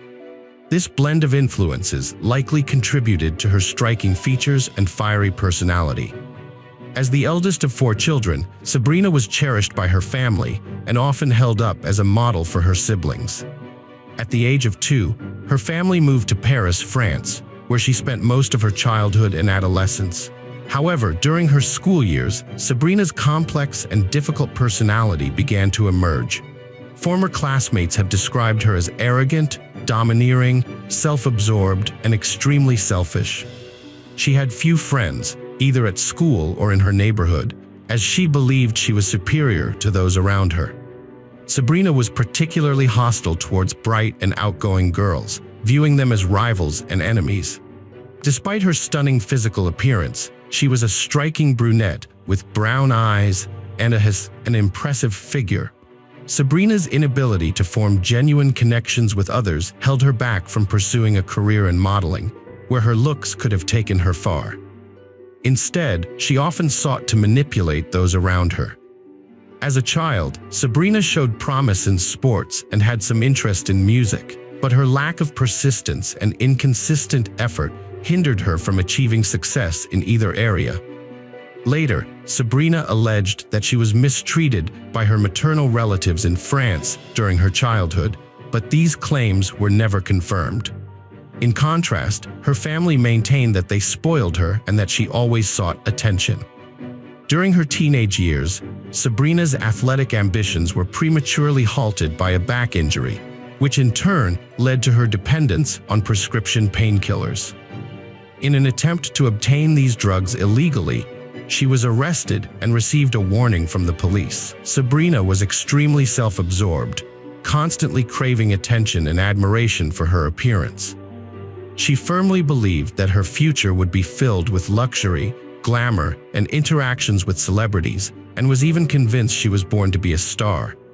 At times, her fantasies became so vivid that they distorted her perception of reality, making her believe she belonged in the Hollywood elite. Sabrina holds a degree in English and French literature from the Sorbonne, but since 2006, she has falsely claimed to work in various roles in the fashion industry, such as stylist, makeup artist, fashion designer, or designer, despite lacking actual expertise. Sabrina, known for her stunning looks, has a history of captivating men and exploiting their affection. However, she never considered any of her suitors worthy of a serious relationship, waiting instead for a submissive partner who would obey her every command. After completing her education, Sabrina remained unclear about her life goals, feeling entitled to everything without putting in effort. Nevertheless, she enrolled at the prestigious Sorbonne University and simultaneously worked at a sweet shop to support herself financially. It was there, at the age of 18, that she met Wissam Medouni. Medouni, 6 years her senior, was a manager at a major French company's head office and a graduate of one of Paris's most prestigious universities. He aspired to earn a master's degree to advance his career, despite not being particularly handsome or part of elite social circles. He fell deeply in love with Sabrina and was willing to fulfill all her desires. Sabrina, in turn, found Medouni appealing, seeing him as someone she could manipulate and as a ticket to a wealthy lifestyle. She was drawn to his ambition and capacity for career success, as well as his willingness to pamper and spoil her. The couple began dating in 2000 and moved in together within a few months. Sabrina's true nature was soon exposed as she attempted to control Meduni in every way possible. When her demands were not met, she would throw tantrums, manipulate others, and even resort to physical violence. Moreover, she began to openly cheat on Meduni, not even trying to hide her infidelity or justify her actions. She would engage in flings with anyone, from casual acquaintances to Meduni's closest friends or colleagues. Despite Meduni's numerous attempts to end the relationship and leave her, he always found himself returning to her, unable to break free from his deep love for Sabrina.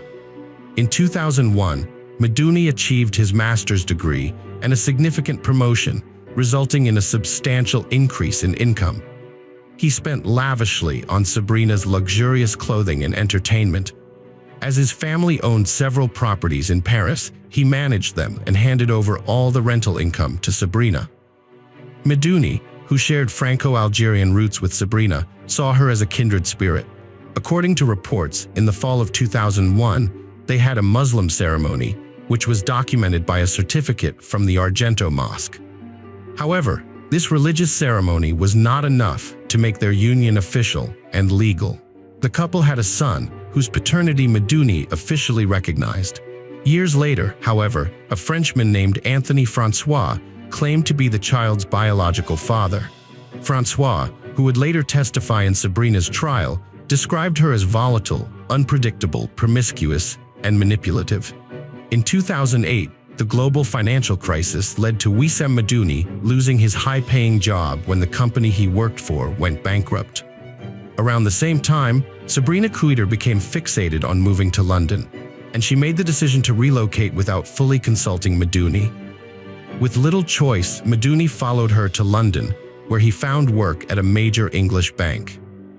However, Sabrina struggled to establish herself in the fashion industry due to her lack of skills, experience, and formal education.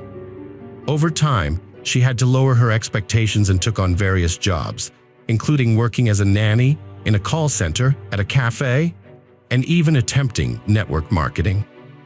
Sabrina's pursuit of love and success took an unexpected turn when she revived her teenage passion for music and added musician and composer to her credentials.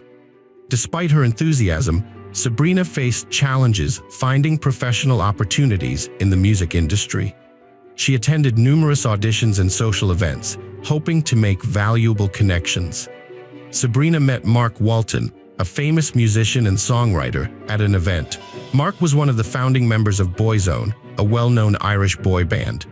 After leaving the group, he became a successful producer and music mogul, working with artists like Jennifer Lopez, Jessica Simpson, and Lady Gaga. By 2016, his net worth had exceeded $1 billion. To Sabrina, Mark was the perfect person to meet, her key to a world of fame and luxury. She impressed Mark with her beauty and charisma, and he fell in love with her at first sight. As their relationship progressed quickly, Sabrina made an effort to be pleasant and endearing, eventually ending her relationship with Meduni as she saw a promising future with Mark. Mark's previous relationship and child didn't deter Sabrina, and soon the couple moved in together, living in a luxurious house in an upscale London area. Mark covered all the expenses, including the rent for the lavish house Sabrina had chosen. For several months, Sabrina lived the luxurious life she had always dreamed of, socializing with celebrities, attending elite events, wearing designer clothing, and even appearing in glossy magazines. Sabrina found it difficult to manage Mark because she was afraid of losing him. Her inability to control her nature eventually led to jealousy towards every woman around Mark. Over time, Sabrina's demands grew, and she began to crave more gifts and luxury. Mark tried to please her by showering her with designer clothes, jewelry, and taking her to upscale restaurants and clubs, but no matter what he did, it was never enough to satisfy her. Sabrina's home had a revolving door of staff and nannies due to her growing paranoia. She suspected them of theft or trying to seduce Mark, which led to a high turnover rate.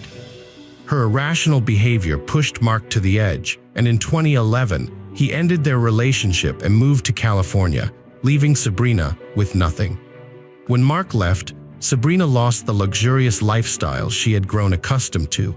In an attempt to win him back, she started giving interviews accusing Mark of being violent and abusive. She would call him, crying and begging him to return, even threatening to take her own life, but none of these tactics worked. Realizing she had lost Mark, Sabrina reached out to her ex-partner, Wissam Medouni, whose career was thriving as a bank executive. He forgave her and took her back, still harboring feelings for her. They resumed living together, and soon after reuniting, Sabrina discovered she was pregnant. Sabrina informed Walton, who, through his lawyers, offered to provide for the child and her, offering a monthly allowance. However, Walton requested a paternity test after the child's birth to confirm he was the father. Sabrina's refusal to undergo the test hinted at her uncertainty about the child's paternity, which could have secured her substantial regular payments. Instead of accepting the proposed allowance, Sabrina demanded that Walton double the amount. When Walton refused, she launched a campaign against him. Taking to social media, Sabrina made false accusations that Walton was obsessed with her, extremely jealous of Medouni, and had even threatened them physically. She claimed that Walton had broken into their home, assaulted Medouni, traumatized their children, and sexually assaulted her in violent ways. However, her allegations were unfounded, as Walton had a solid alibi, having been in the United States since their breakup. After Walton sued her for defamation and the police threatened to take action, Sabrina stopped making accusations against her ex-boyfriend. Sabrina settled in Ossembledon, southwest London, with Medouni and their 2 children, and it seemed as though the conflict had been resolved. However, Sabrina, who was not accustomed to managing household chores and found it challenging to care for 2 children, decided to hire a nanny who could also help with the housework. She posted an online job advertisement and conducted personal interviews, but most candidates did not meet her expectations, and those who did not stay long in her household. A young French woman, Sophie Léon, responded to the job advertisement. Because Sophie was in her hometown in France at the time, the interview was conducted via video call. The 19-year-old modestly agreed to all the terms, taking care of a child, helping with household chores, and cooking, in exchange for a symbolic weekly wage of £50, including full board and lodging with her future employer. Born on January 7, 1996 in Troyes, a small town between Oise and Sens, Sophie grew up in a humble family. Her parents, Catherine and Patrick Léon, were ordinary workers struggling to make ends meet. After completing her education, Sophie earned a diploma in childcare, but she didn't want to work in her hometown. Instead, she dreamed of moving to a big city. Known for her kind and open-hearted nature, Sophie was loved by those who knew her. She was shy, quiet, and plain in appearance, and wore glasses due to poor vision, which made her a bit self-conscious. During their conversation, Sabrina identified Sophie, who seemed ordinary and unremarkable, as the perfect person to manipulate. Sophie was keen to gain experience and good references, so she was willing to work for very little money. To Sophie, Sabrina appeared to be a serious and trustworthy employer, which she mentioned to her parents before leaving for London. At first, everything seemed to go smoothly for Sophie Leonette, who innocently believed that working for the Kuyders would be a great way to start her nanny career. She quickly formed a close bond with the children, completed her household chores as specified in her contract, and had sufficient time and resources to improve her English language skills and explore the city's attractions. This peaceful period lasted for several months, and all appeared to be going well. Problems arose when Medouni lost his job, leaving the family with only one stable source of income: the monthly child support payments from Walton. Sabrina then demanded that Walton increase these payments, but he requested a DNA test to confirm his paternity first. As a result, the family struggled financially, finding it hard to afford their rent and basic necessities. Sabrina, who was unwilling to give up her luxuries and determined to maintain her socialite lifestyle, became increasingly irritable and aggressive, often taking her frustrations out on the young nanny. With their remaining funds, the couple attempted to start a bakery business, but it failed. Sabrina then turned to Walton, asking for a large sum of money to launch her clothing line, but he categorically refused. This led to tears and complaints from Sabrina about poverty. Sabrina frequently vented to Leonette about her ex-lover, and the nanny tried to console her employer. One theory claims Sabrina Cooder masterminded a blackmail plot targeting Walton. She allegedly planned to frame Sophie as Walton's partner in crime and lover, planted in their home to cause chaos and put their children in danger. Sabrina supposedly believed Walton was using Sophie as a tool for revenge, motivated by the nanny's supposed infatuation with him. Cooder allegedly wanted to record Sophie's fabricated confessions and present them to the police as evidence, which would be enough to demand compensation from Walton for his alleged wrongdoing. However, Sophie refused to give false statements on camera. An alternative theory, as argued by Cooder's lawyers in court, suggests that due to her mental health issues, Sabrina genuinely believed in her conspiracy theory, viewing Sophie as an enemy and a threat to her family. According to this version, Sabrina didn't coerce the nanny into giving false testimony. Instead, she sincerely believed Sophie was Walton's accomplice, infiltrating their household to harm them. Sophie's life rapidly deteriorated into a living hell. She was housed in a wealthy home, but it felt like a torture chamber in the basement. At first, her employers piled extra work on her without a pay rise. Soon she was trapped in a relentless routine of chores from dawn till late at night, leaving her no personal time or freedom to leave the house. To make matters worse, her salary was stopped, and her passport was confiscated to prevent her from escaping or returning to France, effectively holding her captive. Her family contact was strictly monitored. The situation only got worse. Sophie was hardly fed and was coerced into making false accusations against Walton, a man she had never met or known. Her communication was limited to screams, insults, and threats, with accusations of theft flying her way. She was warned that she would be imprisoned if she refused to comply with their demands against the musician.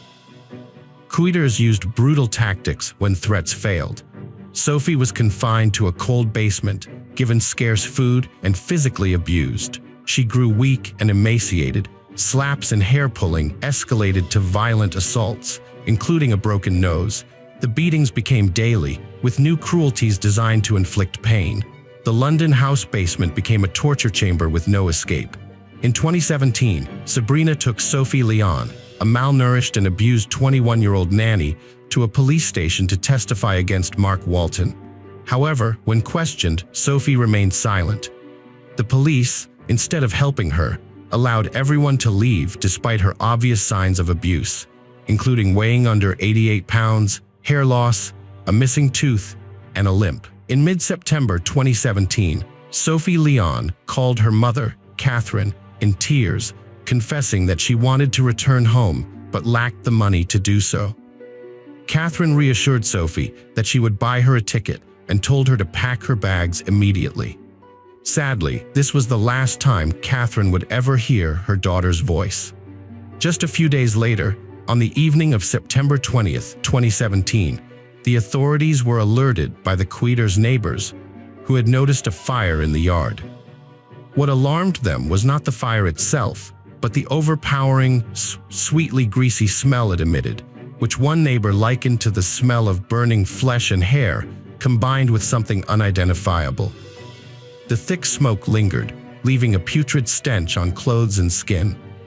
When firefighters and police arrived, the homeowners, who seemed strangely calm and oblivious to the reason for the emergency visit, met them after extinguishing the fire.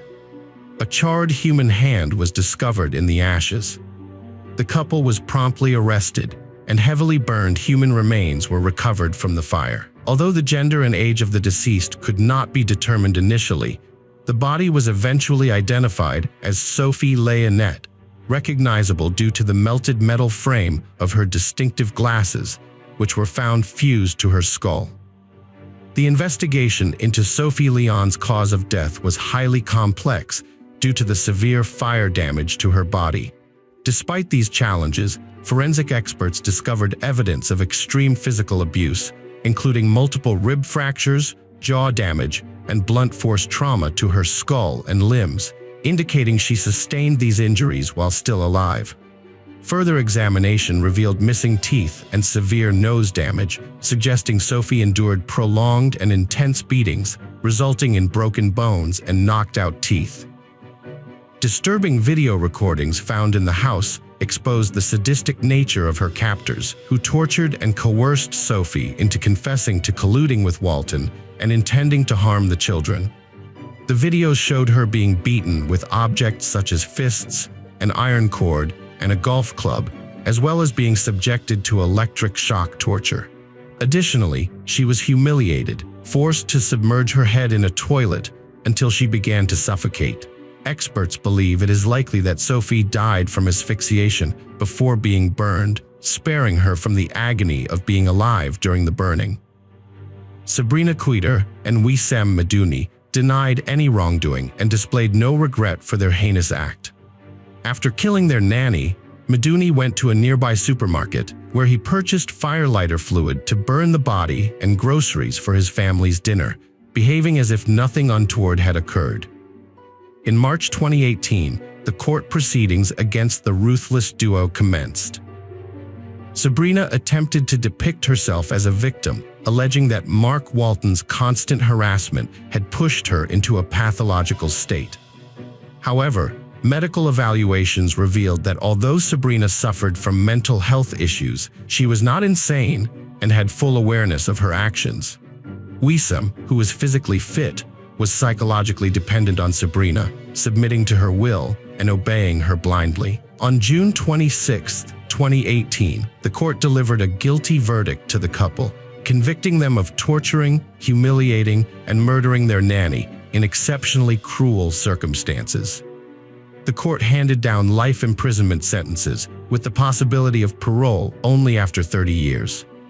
Notwithstanding this, both defendants refused to accept responsibility for their actions and instead appealed to reduce their sentences.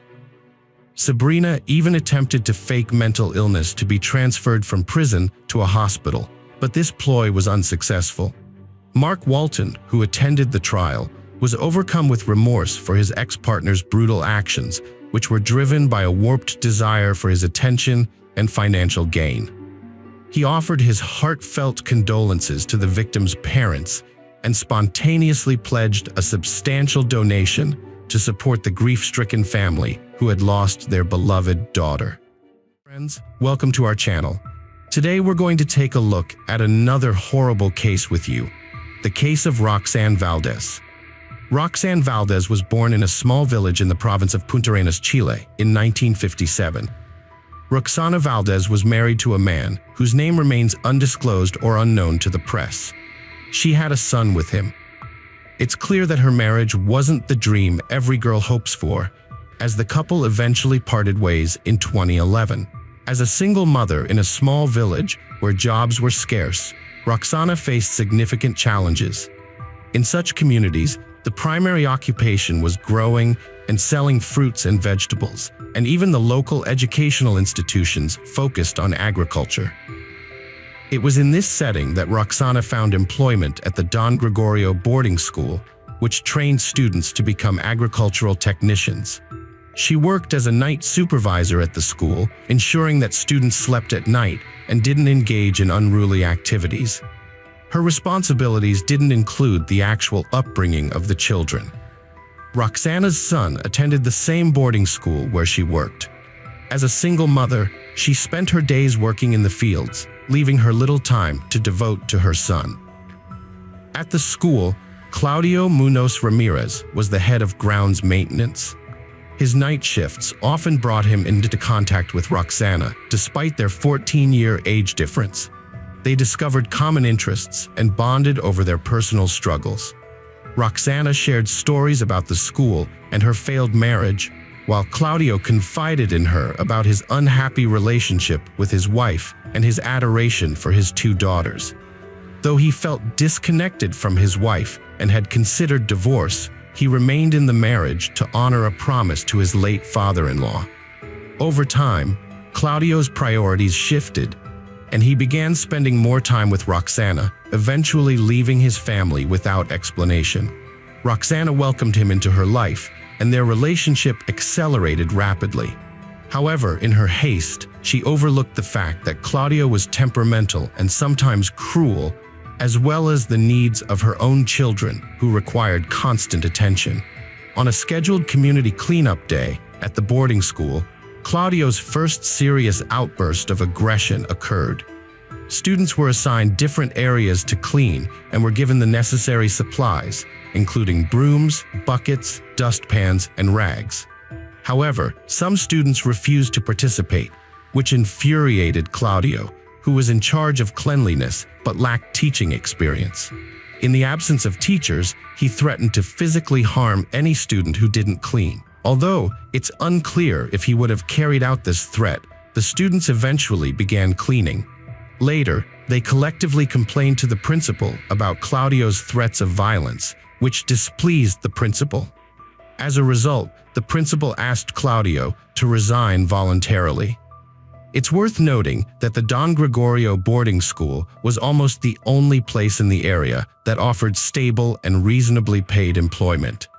Claudio initially spent some time searching for work in fields and at fruit stalls, but when his efforts proved unsuccessful, he and Roxana decided to seek a better life elsewhere. They left her son at the boarding school to continue his education, as they deemed it too risky to take him with them, fearing they would become too dependent on employers. Having already had a bad experience, the couple decided to start their own small business, a fruit kiosk. They relocated to the commune of Molina, a couple of hours' drive from the Chilean capital, which is renowned for its vineyards that produce well-known wine brands exported globally. Roxana and Claudio bought a kiosk near their new home, found suppliers for vegetables and fruits, and took their first steps in their small family business. Claudio was responsible for purchasing and transporting products from suppliers to the kiosk, while Roxana handled sales throughout the day. They couldn't afford to hire an employee, as this would have meant additional expenses. And they were also concerned that an employee might not closely monitor the perishable goods, leading to further losses. Claudio was visibly upset and even angry when he found out that Roxana was pregnant with their first child together. He needed time to reflect on this, but Roxana, blinded by her new relationship and their thriving business, didn't disagree with his point of view. She agreed that after the child was born, they would give it to her relatives to raise. However, it turned out that there was no child to give away. Since then, Claudio's behavior changed drastically. He frequently yelled at his wife and occasionally resorted to physical violence. The neighbors, unhappy with the noisy disputes, often called the Chilean police, the Carabineros, to intervene and calm the domestic disputes. On one occasion, the police responded to a distress call to find Roxana in a distraught state, crying and partially undressed, as she fled her home with Claudio chasing after her. When the officers arrived, Roxana broke down and confided in them, revealing that she had been a victim of ongoing domestic abuse, which had even led to her suffering a miscarriage. This traumatic experience had left her requiring psychological help. Nevertheless, as time passed, the couple appeared to put the incident behind them, and they resumed their life together as if the ordeal had never occurred. Despite the incident warranting criminal charges, Roxana showed compassion and gave Claudio a second chance, extracting a promise that it was an isolated incident. Claudio vowed to never again exhibit such behavior, but his history of abuse with his ex-wife cast doubt on his reliability. Sadly, the pattern of abuse persisted, and history repeated itself. Claudio stopped physically abusing Roxana, but started going out at night to drink excessively in local bars. He would spend a significant portion of their family's income not only on alcohol, but also on relationships with disreputable women. Roxana tolerated her husband's behavior, hoping that he would change once they had a child together. Her hope was partially fulfilled. In 2013, Roxana gave birth to a healthy child, and Claudio ended his partying lifestyle, diverting his attention to their business, which required expansion. They acquired another kiosk in a nearby area and an additional vehicle for transporting products. Roxana also invested in firearms for protection, as their work and living environments were not very safe. The family's wealth grew substantially, but it was only on paper. Despite this, Claudio went back to his old habits, wasting money on drinking and once again resorting to violence against Roxana at home. According to Roxana's testimony, the abuse she suffered at Claudio's hands continually worsened over time. At first, Claudio only drank occasionally, but he soon began to do so more and more frequently. When he came home drunk, he would accuse Roxana of being unfaithful, even though she was innocent, and this would lead to physical and sexual abuse, even when she was pregnant. Claudio's actions seemed intentionally designed to cause harm, and they ultimately led to Roxana having a miscarriage in August 2012, which sent her into a deep and prolonged depression. Claudio followed his usual routine by visiting a local bar one night, staying out until the next morning. Roxana, accustomed to his behavior, still worried about him.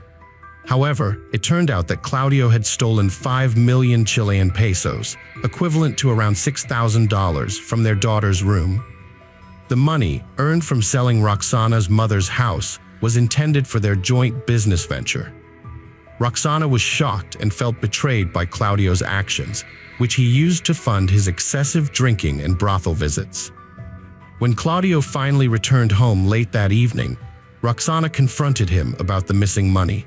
Instead of discussing the issue, Claudio assaulted her and confessed to squandering the entire amount.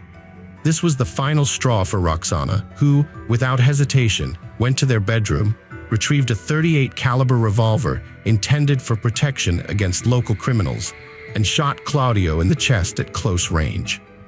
The shot proved fatal, and Claudio died instantly. Roxana was taken aback by her own drastic actions and attempted to stop the bleeding from the gunshot wound, but it was too late. Her desperate act marked a tragic end to the ongoing turmoil in their domestic life. In her testimony, Roxana expressed deep remorse and acknowledged the immorality of her actions. She confessed that her intention was to kill Claudio, not intimidate him, citing the numerous instances of abuse and assault she had suffered at his hands. Roxana regretted not reporting these incidents to the authorities or withdrawing her complaint out of fear, even before they had a child together. After shooting Claudio, Roxana's primary concern was the potential impact on their young daughter, particularly if she were imprisoned and the child were sent to an institution. That night, Roxana decided the best course of action would be to dispose of the body and report Claudio missing. Aware that his frequent drinking binges that often led to his disappearance were well known to the police. Roxana found disposing of the body a daunting task. She decided to dismember it piece by piece, initially using 5 kitchen knives intended for meat cutting to sever the limbs and head as they kept dulling. She then boiled the dismembered parts in her largest pots, all while interacting with her young daughter, who remained oblivious to her mother's actions and her father's fate. The following day, Roxana packed the cooled body parts into plastic containers, organizing them separately: hands, legs, head, and torso. Each container was then placed in a separate garbage bag. She loaded the bags into her car and drove to St. Lucia, intending to scatter them on a vacant lot. Before leaving, she thoroughly cleaned her house with bleach.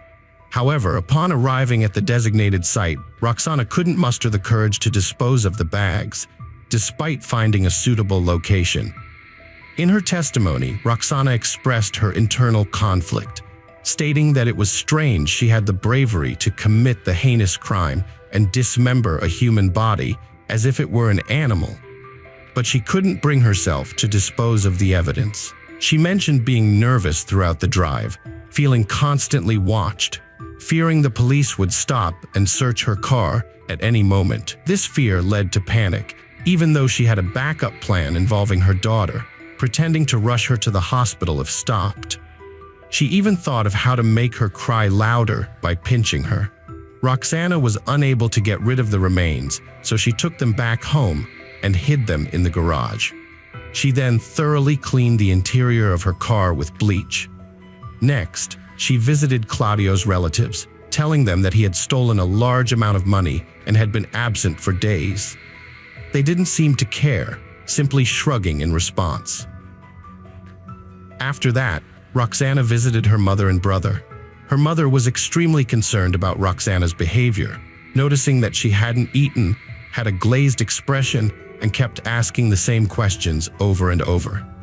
The only question Roxana answered quickly was when her mother asked about Claudio's whereabouts, saying that he had gone to buy supplies for their store, but had gotten a flat tire and was delayed getting back home. Alone with her thoughts and the hidden evidence, Roxana broke down and called her brother for help. When he arrived, she confessed everything, sharing the nightmarish years she endured with Claudio, and showed him the containers holding the body. Her brother was shocked, but instead of offering help, he refused, fearing police involvement and the possibility of being charged as an accomplice. He urged Roxana to confess to the Carabineros, insisting he would do it if she didn't. Disappointed but realizing she had no other choice, Roxana decided to take his advice. That night, she went to the 4th police station, announcing her intention to make an important statement. The officers, familiar with her husband's troublesome behavior, initially thought she wanted to report him again. However, they were shocked by her confession. Roxana was immediately arrested, and the news spread rapidly throughout the area, attracting a swarm of journalists around the station. The case against Roxana seemed clear-cut. She had confessed to the crime, provided evidence, and surrendered voluntarily. However, prosecutor Monica Bissos was not convinced. She was skeptical about the ease with which Roxana had confessed and wanted to investigate further. Bissos requested an extension of Roxana's arrest to conduct a forensic examination, hoping to prove that her victim, Claudio, was still alive when she dismembered him. This would have significantly increased Roxana's sentence.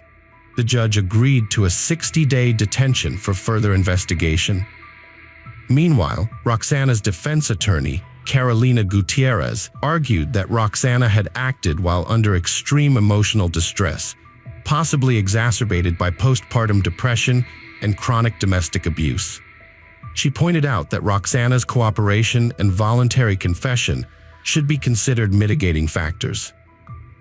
However, the prosecution's theory that Claudio was alive during the dismemberment was later disproven by forensic results, which confirmed that Claudio had died from a gunshot wound to the chest. The bullet from the .38 caliber revolver had caused a heart rupture and damaged vital organs. Following these developments, the aggravating circumstances were dismissed. In a separate development, lawyer Juan Pablo Cardenas, who was seeking to make a name for himself in this high-profile case, noted that the firearm used in the murder was legally registered. He also pointed out that Roxana's first report of domestic violence to the police was filed just 20 days after the couple started living together. Psychologist Rodrigo Valenzuela submitted documents to the court after a medical examination stating that Roxana was extremely mentally unstable at the time of the crime.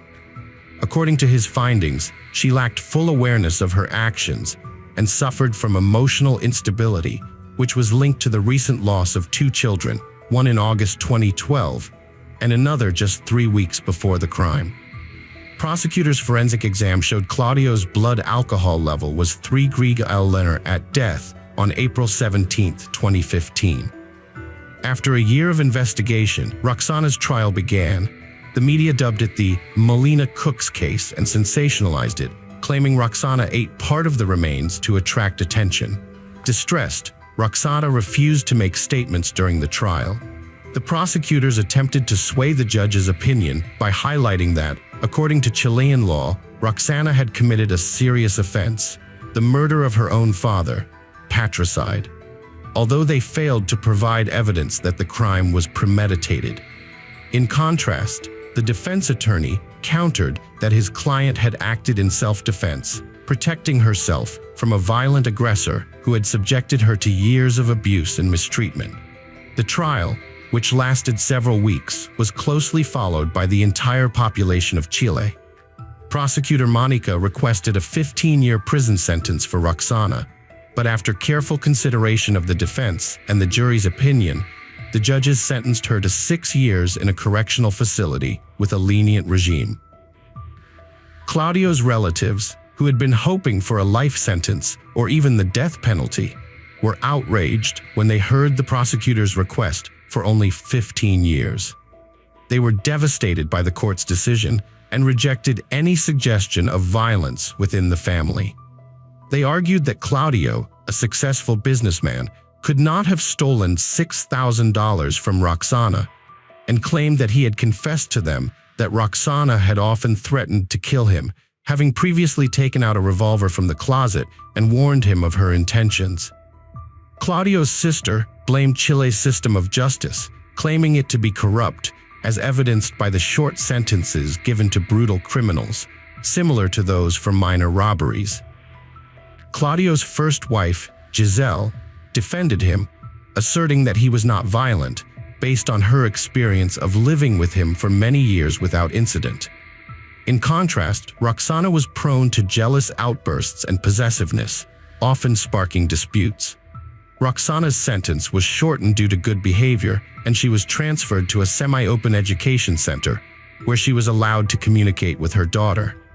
Eventually, she was released early, sparking widespread outrage among the public, who felt that the cook from Molina was let off lightly. However, some people saw Roxana as a victim and justified her actions, despite considering her a murderer. This case continues to be debated in the country, highlighting the severe consequences of unchecked domestic violence. Hello friends, welcome to our channel. Today we're going to take a look at another horrible case with you, the case of Tara Lynn Grant. Hi everyone, today we're diving into the baffling case of a mother who disappeared from her home under mysterious circumstances. The police launched an exhaustive investigation, unearthing surprising and even bizarre clues. As they pieced together the truth, even seasoned detectives were left stunned. This case quickly became one of the most sensational in the country, with its shocking details leaving everyone outraged. Tara Grant was born on June 22, 1972, in Michigan. She grew up on a farm with her parents and sister, developing a deep love for the outdoors, horseback riding, and helping with the farm animals. In school, Tara was a sports enthusiast, participating in cheerleading, basketball, and the school band. After graduating, she attended the University of Michigan, where she met her future husband, Steven. The couple started dating and soon tied the knot after her graduation. Tara, armed with a business degree, landed a job at a large international company. Steven, who had ambitions in politics, initially worked as an assistant to a state senator during his university days. However, when the senator retired, Steven found himself without a job and began working at his father's small tool-making shop. 4 years after their wedding, the couple welcomed a daughter, followed by a son a few years later. They then purchased a new home in a prestigious Macomb County, Michigan neighborhood just outside of Detroit. By this time, Tara had made substantial career progress, but it came at a cost. Her job required frequent travel, often to different states and countries, limiting her to weekend visits with her family. As a result, Steven assumed most of the childcare responsibilities. His flexible schedule at his father's company allowed him to spend more time with the kids, but juggling work and childcare remained a challenge. To alleviate this, they decided to hire a full-time nanny. Through a special program, they found a young woman from Germany who would live with them and care for their children. Thanks to Tara's job, they could afford this arrangement, and the new nanny quickly bonded with their children, taking on most childcare duties. With his newfound free time, Steven also started working part-time as a youth soccer coach. But despite their comfortable financial situation, Tara's constant absence put a strain on her relationship with Steven. With her only being home on weekends, their arguments became more frequent. Tara held on to the hope that her next promotion would allow her to adjust her schedule and spend more quality time at home. But until then, she was constantly away on business trips. This uneasy routine continued until February 14, 2007, when an unexpected turn of events unfolded. On Valentine's Day, Stephen grew concerned and called the police, reporting that Tara had been out of touch for 5 days, a rarity. He recounted the events of February 9th, when Tara returned from a business trip, only to announce she had to leave a day early, leaving them with just 1 day together. The tension between them escalated into another argument, and Tara began packing her suitcase.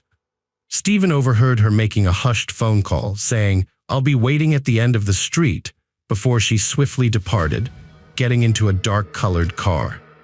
Since then, Tara had been unreachable, ignoring all of Stephen's calls.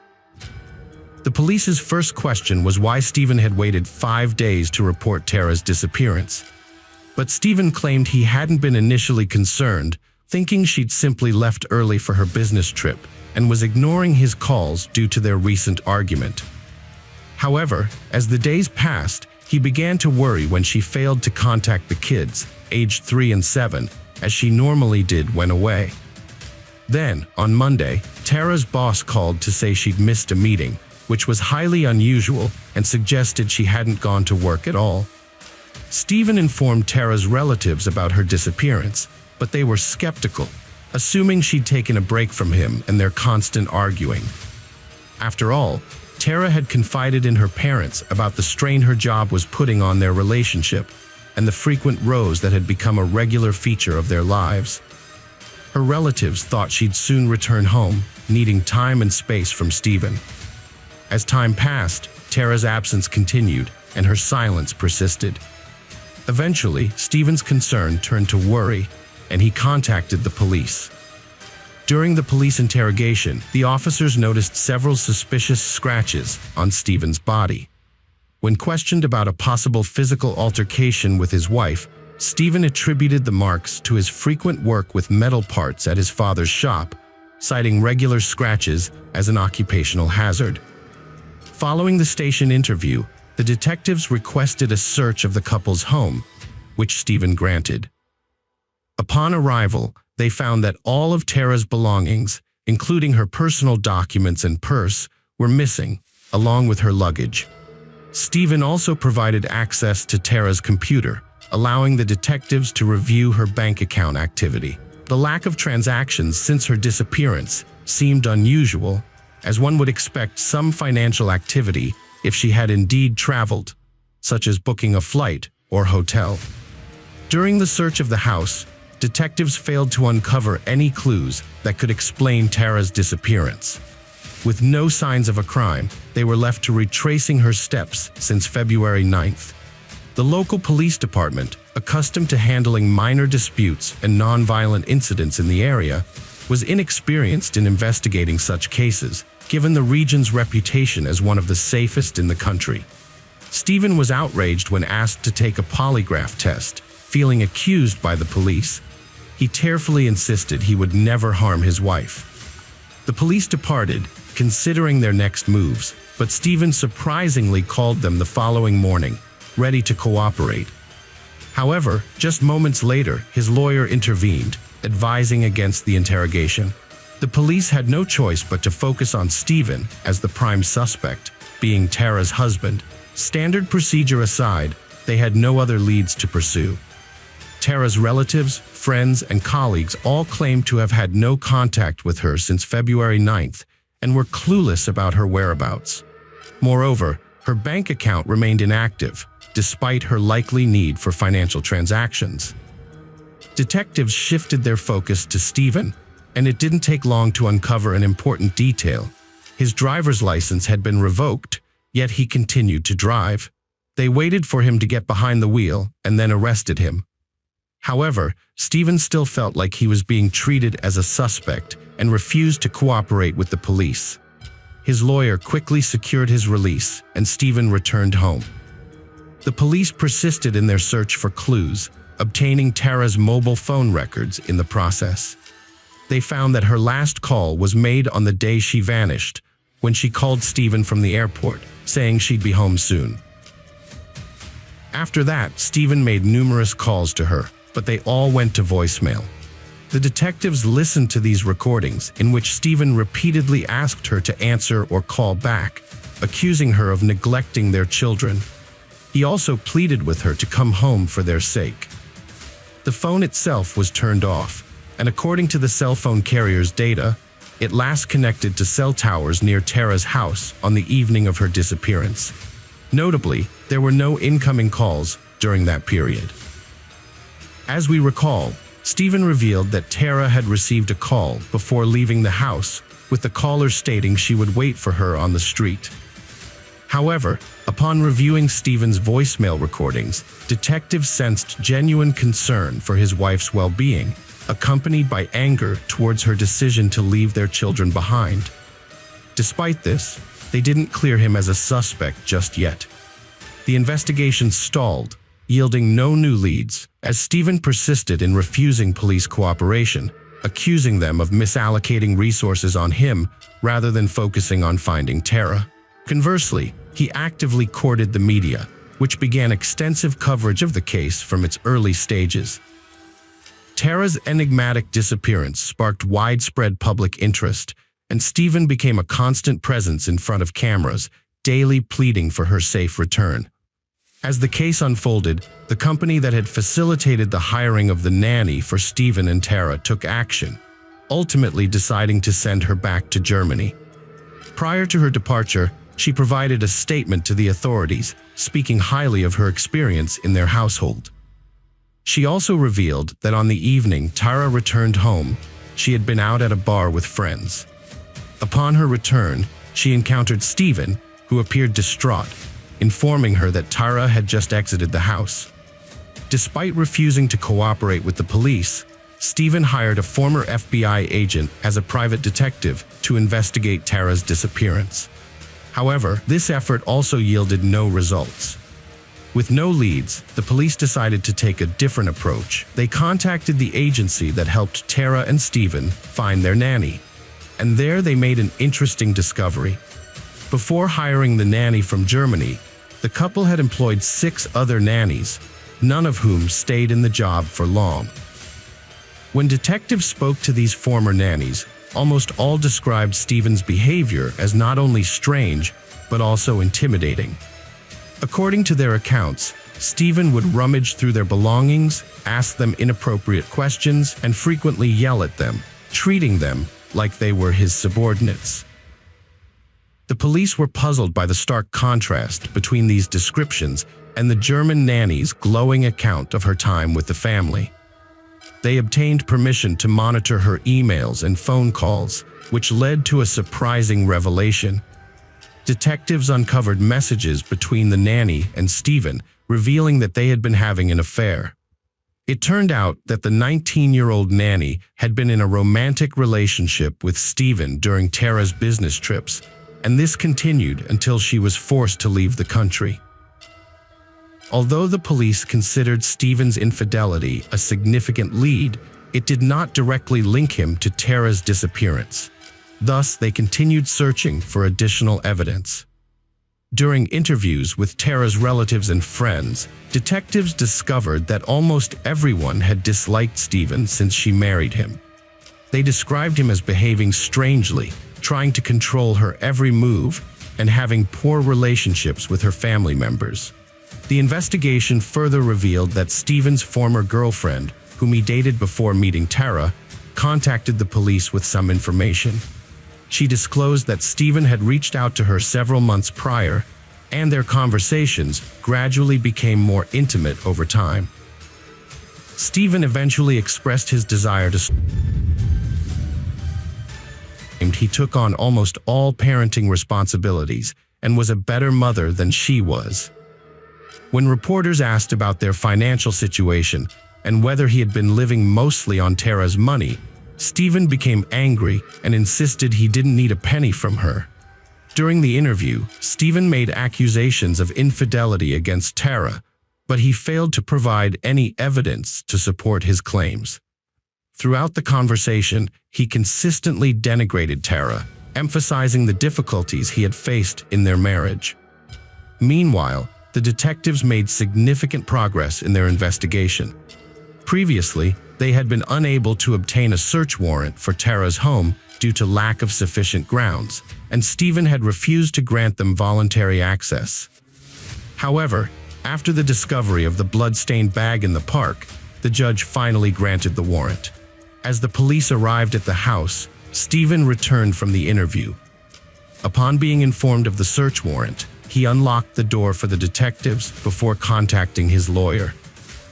The lawyer asked the police if his client, Stephen, was under arrest, and they replied that he was not. Stephen then announced that he would take his dog for a walk, retrieved it from the house, and left the premises while the police conducted a search.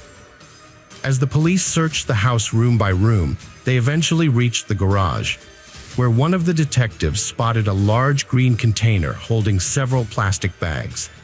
Upon opening one of the bags, they discovered an unknown substance along with what appeared to be women's clothing. Opening another bag, the officer was horrified to find what likely were human remains. In total, the container held 5 bags, and the detectives quickly confirmed that they contained the remains of a woman. The police realized that they had found Tara's body and that Stephen was likely her killer. However, Stephen had not returned, so the police immediately launched a search for him, fearing he might flee or harm someone else, knowing that he would likely face prison time. Meanwhile, officers called in reinforcements to search the nearby park, as only a portion of Tara's remains were found in the garage. Over 100 officers from neighboring districts were dispatched to assist in the search. Their efforts quickly paid off, as they found another part of the body several hundred yards from where the bag was discovered, and later they found the head. Due to the cold temperatures, the remains were well preserved, allowing detectives to confirm that they belonged to Tara. As the search continued, the police found several more body parts, and when night fell, the search was suspended until morning. All this time, detectives were also trying to track down Stephen, but they were unsuccessful. They contacted his friends, and one of them came forward, saying Stephen had phoned him to let him know the police were searching his house and asking for a ride from the street. The friend drove to the location and picked Stephen up, taking him to his own home. During the drive, the friend noticed Stephen's strange behavior. He was terrified, his hands were trembling, and it seemed like he was on the edge of a nervous collapse. Once they arrived at the friend's house, Stephen asked to see his kids and requested to borrow the friend's car. At the time, Stephen's children were living in another state with his sister. The friend handed over his pickup truck, and Stephen took off. The police asked for information about Stephen's phone and credit cards, which enabled them to rapidly trace his journey.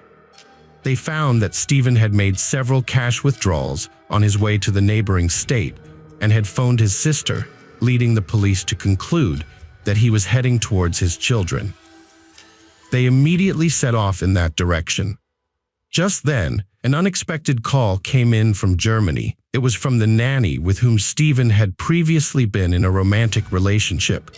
She informed the police that Stephen had just called her, confessing to killing Tara. According to Stephen, the couple had an argument that evening, during which he yelled at her.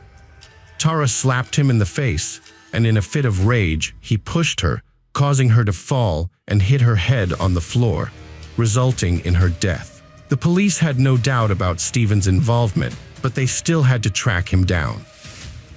They searched the area along the highway to the neighboring state for several hours and eventually found the car belonging to Stephen's friend abandoned near the entrance to the national park.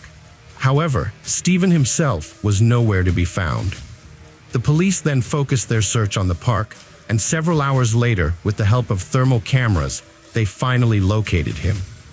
He was lying under a tree, wearing only light clothing, and the officers realized he was on the verge of dying from hypothermia. In an altered state, Stephen was talking to trees and muttering incoherent phrases. The police quickly airlifted him to the hospital, doctors managed to save his life. However, it took some time for Stephen to fully recover. While in the hospital, Stephen was charged with murder, and the detectives handed the case over to the court on the same day. Notably, his lawyer withdrew from defending him, citing that he needed to be able to look at himself in the mirror in the mornings when asked why.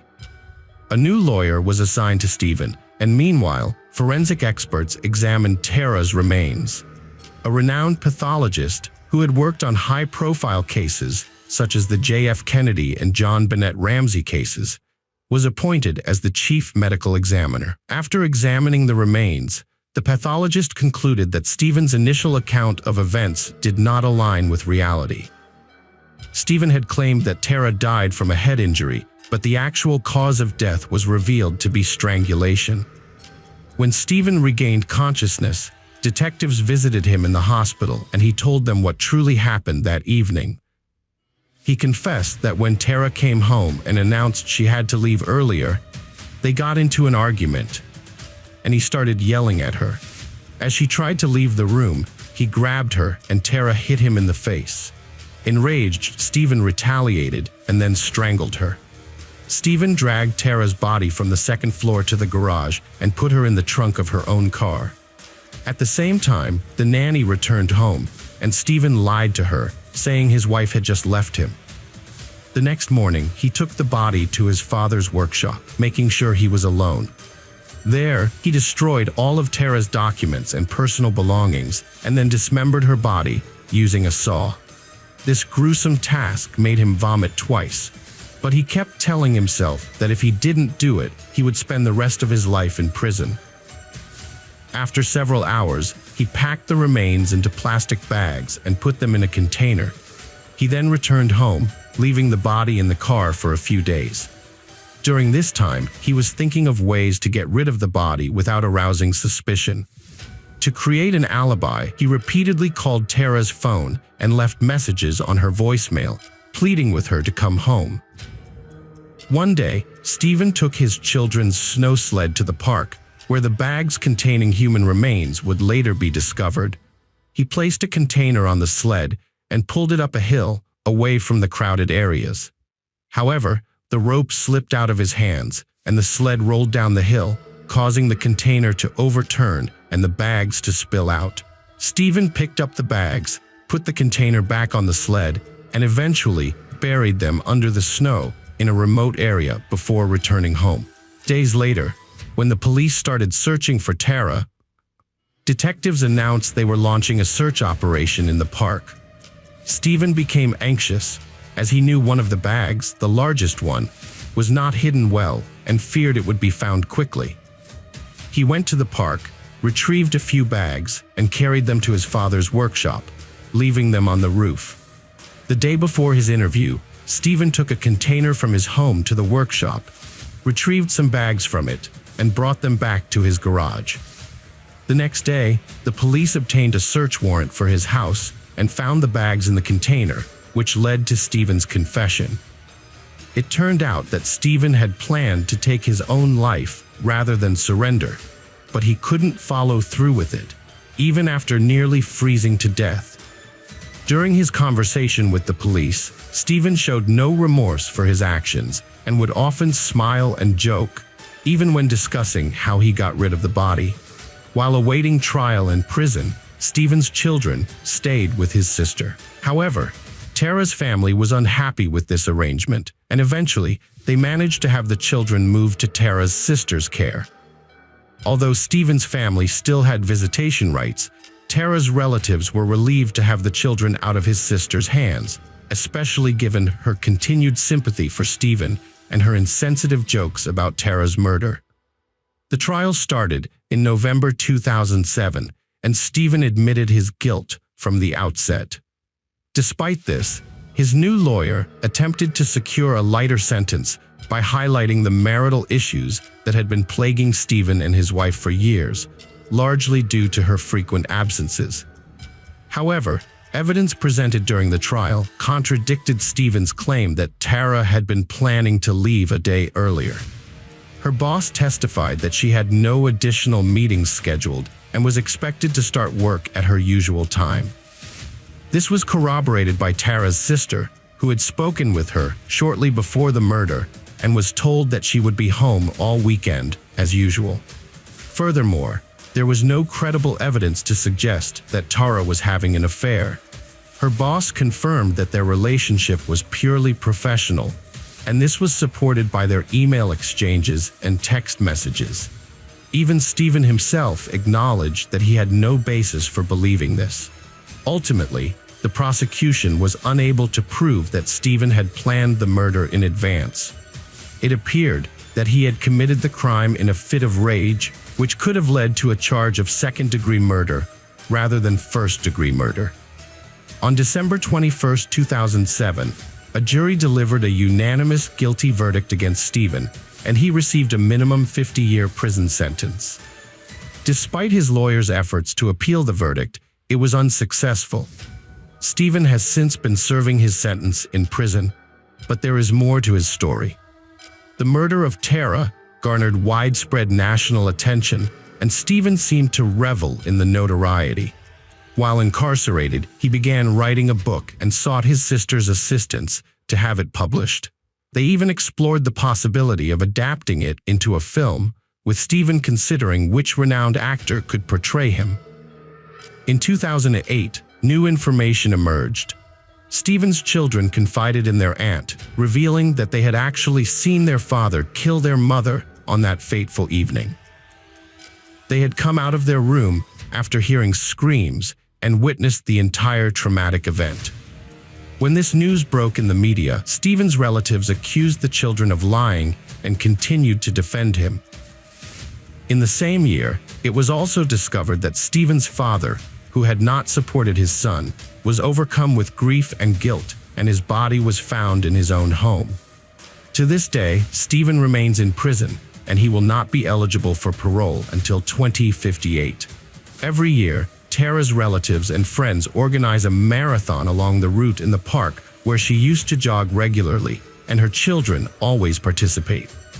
Despite their father's heinous actions, they have found the strength to move forward and honor their mother's memory. Hello friends, welcome to our channel. Today, we're going to take a look at another horrible case with you. The case of Varka Rani. In 2012, Jasveer Ram Ginde, a 29-year-old banker, lived in Wawal Town, England, while his parents resided in India. They would frequently call him, urging him to get married since he had reached a marriageable age. Jasveer, however, would consistently ignore their requests until he finally relented in 2012. His parents were overjoyed by his decision and immediately started searching for a suitable bride for their son. In October 2012, Jasveer visited India and reunited with his parents after many years. They showed him photographs of several potential brides, but he didn't find any of them appealing.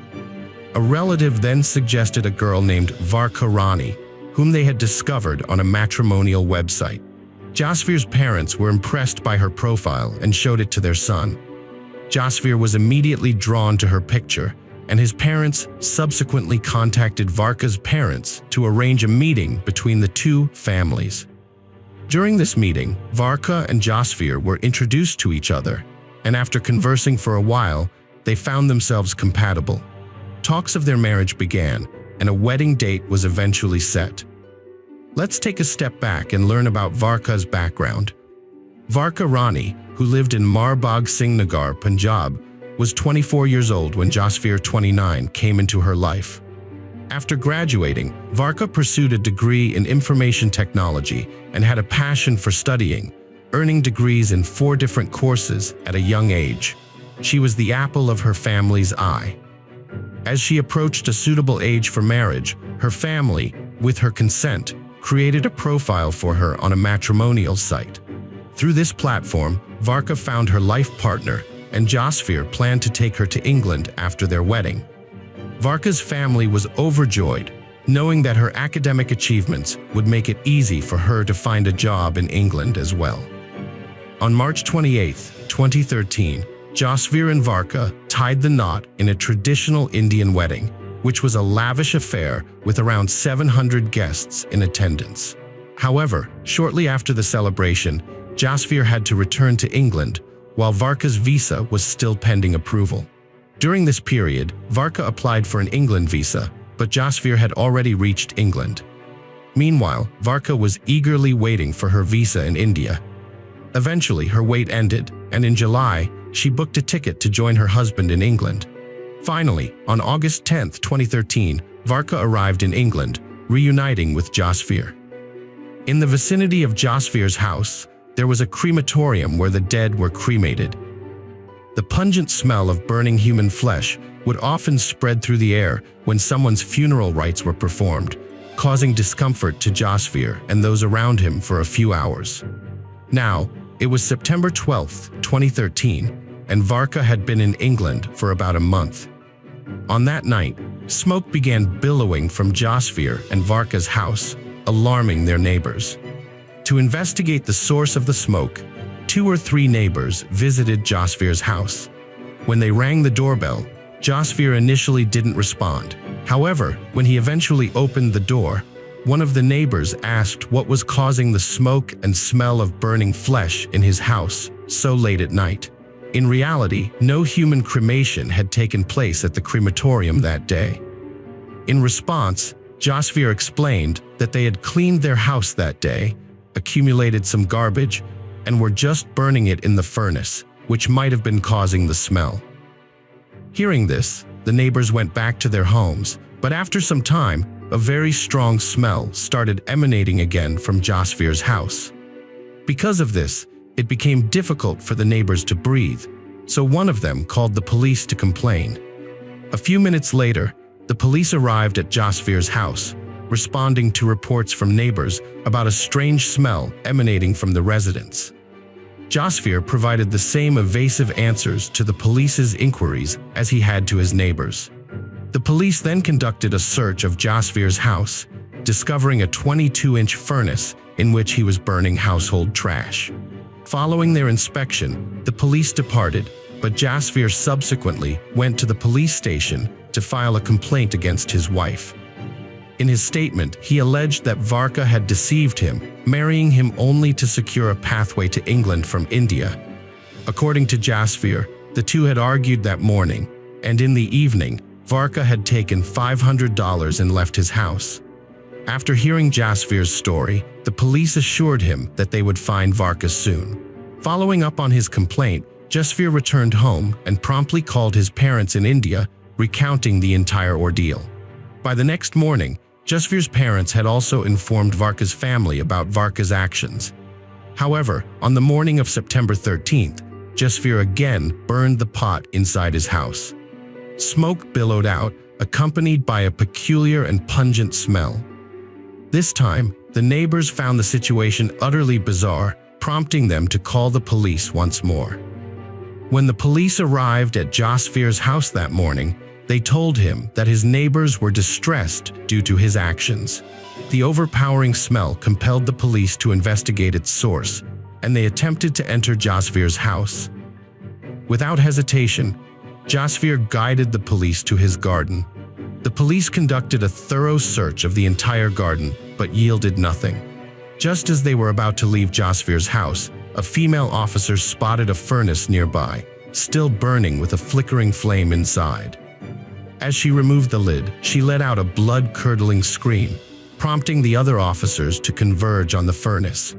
Inside, the officer had discovered a charred human body, the skin completely incinerated, leaving only skeletal remains. The police wasted no time in arresting Jasvir. A team of forensic experts was subsequently summoned to the scene. The severely burned body made it challenging for even the forensic pathologist to determine its gender. However, a few personal items were recovered from the furnace, including a bracelet, necklace, and ring. Following a meticulous forensic examination of the entire house, the police sequestered some of Jasvir's personal belongings, including his phone, iPad, and notably a wedding album featuring Varka and Jasvir. After meticulous scrutiny of the photos, the police made a startling discovery. Varka was wearing the same jewelry later found in the furnace by the forensic team. This revelation sparked a crucial question: did the remains belong to Varka? With these suspicions in mind, the police turned their attention to Jasvir, grilling him about his wife's whereabouts. Initially, Jasvir feigned ignorance, claiming Varka had deceived him and fled. But when confronted with the incriminating evidence gathered by forensic experts, he became visibly agitated. His story promptly shifted as he attempted to spin a new narrative for the police. Jasvir and Varka got married in March 2013, but he was initially hesitant. He was won over by her charm, and they had a grand celebration. A few months later, Varka moved to England, but then confessed she had only married him to gain independence and move. Jasvir was furious, and their arguments escalated, including a nasty fight on September 12th. Later, when Varka failed to return home at night, Jasvir's worry turned to alarm, prompting him to file a complaint at the police station. However, the police were skeptical of Jasvir's story. They subsequently questioned Jasvir's neighbors and friends, who described Varka as friendly, polite, and well-liked, while Jasvir's friends reluctantly shared disturbing details about his preference for men over women. Undeterred, Jasvir continued to fabricate stories to mislead the police. However, their investigation uncovered incriminating photos on Jasvir's iPad, which revealed a telling aspect of his personality. The police then intensified their interrogation, and Jasvir eventually cracked under the pressure, recounting a vastly different story. Jasvir confessed to the police that he had a violent fight with Varka on September 12th, during which he lost control and choked her with a vacuum cleaner pipe, resulting in her tragic death. He then transported her body to the garden, where a furnace was located, and burned it. However, this wasn't Jasvir's true story. In reality, Jasvir had known he was gay and attracted to men since he was 12. After completing his education in India, he moved to England, where he landed a job at a bank. In 2008, he began a relationship with a gay man and had also confided in some close friends about his sexual orientation. In 2013, Jasvir's family began pressuring him to get married soon. Unwilling to reveal his true identity to his family, Jasvir agreed to marry Varka. After bringing Varka to England, their relationship remained platonic. However, when Varka discovered inappropriate pictures of Jasvir with his gay partner on his iPad, their disagreements turned into arguments, with Varka threatening to expose Jasvir's secret to his family. Jasvir was consumed by rage when he strangled Varka, ultimately leading to her death. In an attempt to dispose of her body, he burned her in the furnace, but the pungent smell of burning flesh alerted the neighbors, who promptly notified the authorities. On the morning of September 13th, Jasvir returned to the furnace, only to find that some remains were still intact, prompting him to douse the body with petrol and set it ablaze once more. However, the putrid smell spread again, and when the police arrived at Jasvir's doorstep for the second time, they apprehended him as the husband who had murdered his new bride upon her discovery of his sexual orientation. Jasvir, a native of Warsaw, brutally killed Varka Rani just a few months into their marriage. The news sent shockwaves through both Jasvir's and Varka's families. Jasvir's family struggled to come to terms with their son's sexuality, while Varka's family was consumed by grief. The evidence against Jasvir was overwhelming, and he was subsequently taken into custody and brought to trial at Wolverhampton Crown Court. Although Jasvir initially attempted to denial and deceive to avoid punishment, he was eventually sentenced to life imprisonment after a grueling 3-month trial. Furthermore, he would be ineligible for parole for at least 20 years. Hello friends, welcome to our channel. Today we're going to take a look at another horrible case with you. The case of Liana Friedenbach. Liana Friedenbach and Felipe Café, the young people involved in this tragedy, came from different backgrounds. Liana, born in May 1987 in São Paulo, was the elder of 2 children in a wealthy and respected family. Her father, Henry Friedenbach, was a successful lawyer and a well-known figure in the city. Felipe Silva Café, also from São Paulo, was born in July 1984, but grew up in a large, modest family. From a young age, he worked part-time to support himself and help his family. They met at school and developed a strong friendship that blossomed into romance. However, they had to keep their relationship a secret.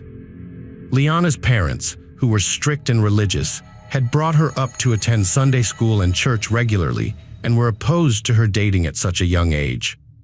Social inequality also contributed significantly to the situation, as she came from a wealthy family while her partner was from a poor background.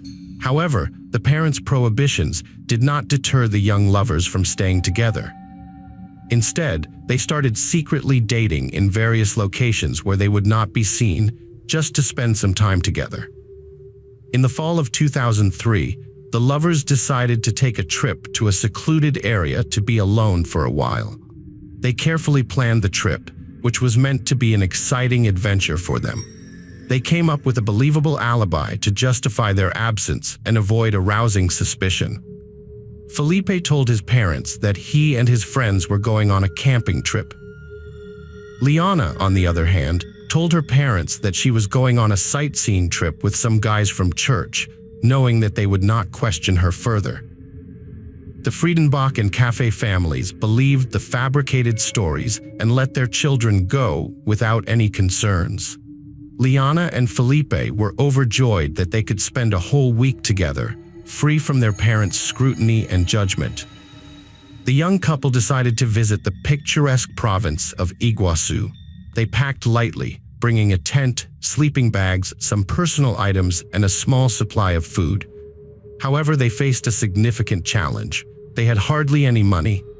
As students, they were entitled to free public transportation, so they planned their route in advance to reach their destination by bus. On the morning of October 31st, the lovers met at the agreed meeting point, careful not to be seen by anyone who knew them. They caught the first bus and, after arriving in another city in the evening, spent the night at the bus station. 2 more bus rides took them to their desired location. From there, they had to walk a few kilometers to a secluded spot in the woods where they planned to camp and spend a few days alone together. Despite their fatigue after the long journey, the warm and sunny day put them in high spirits, and they joked, laughed, and made plans for their mini vacation. Once they reached the spot marked on their map, they began setting up their modest but cozy camp. Liana and Felipe's plans were ruined by unwelcome visitors. When they traveled to a remote and secluded area, they didn't consider that poverty and crime often thrive in such places. Their arrival didn't go unnoticed, especially since they were well-dressed and carrying large backpacks and bags as they walked through the forest to the abandoned farm where they planned to stay. They caught the attention of local bandits, Paulo Cesar de Silva Marquez, nicknamed Perran Buku, and Roberto Alves Cardoso, known as Chino, who was only 16 but already led the gang. The bandits were interested in the strangers, particularly the beautiful young girl. They decided that the backpacks likely contained valuables and could be robbed. The bandits secretly followed the couple and watched from the underbrush. Liana and Felipe set up their tent, had a snack, and began to clean up their campsite. The bandits waited in ambush until they were certain no one else would join the couple and that they didn't have any weapons. Perran Buku and Chino then attacked Liana and Felipe, threatening them, and Felipe, frightened, didn't even try to run away or fight back against the unknown attackers. Having thoroughly searched all the bags and backpacks, the criminals found nothing of value. They then decided to demand a ransom from the boys' and girls' relatives. Liana, terrified, quickly revealed that she came from a wealthy family and her father would pay them any amount they demanded. The criminals were thrilled with this development, but lacking experience in such cases, they were unsure how to proceed to get the money and release the prisoners.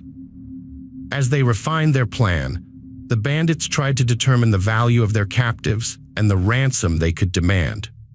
To prevent escape, they decided to hide the prisoners. Initially, they were taken to a rundown structure near the farm where they were staying, but it lacked windows and doors. Later, they were moved to the home of one of the gang members. There, Felipe was tied up and brutally beaten to prevent escape and resistance. That night, The gang members took turns abusing the bound and helpless Liana, ultimately breaking her spirit.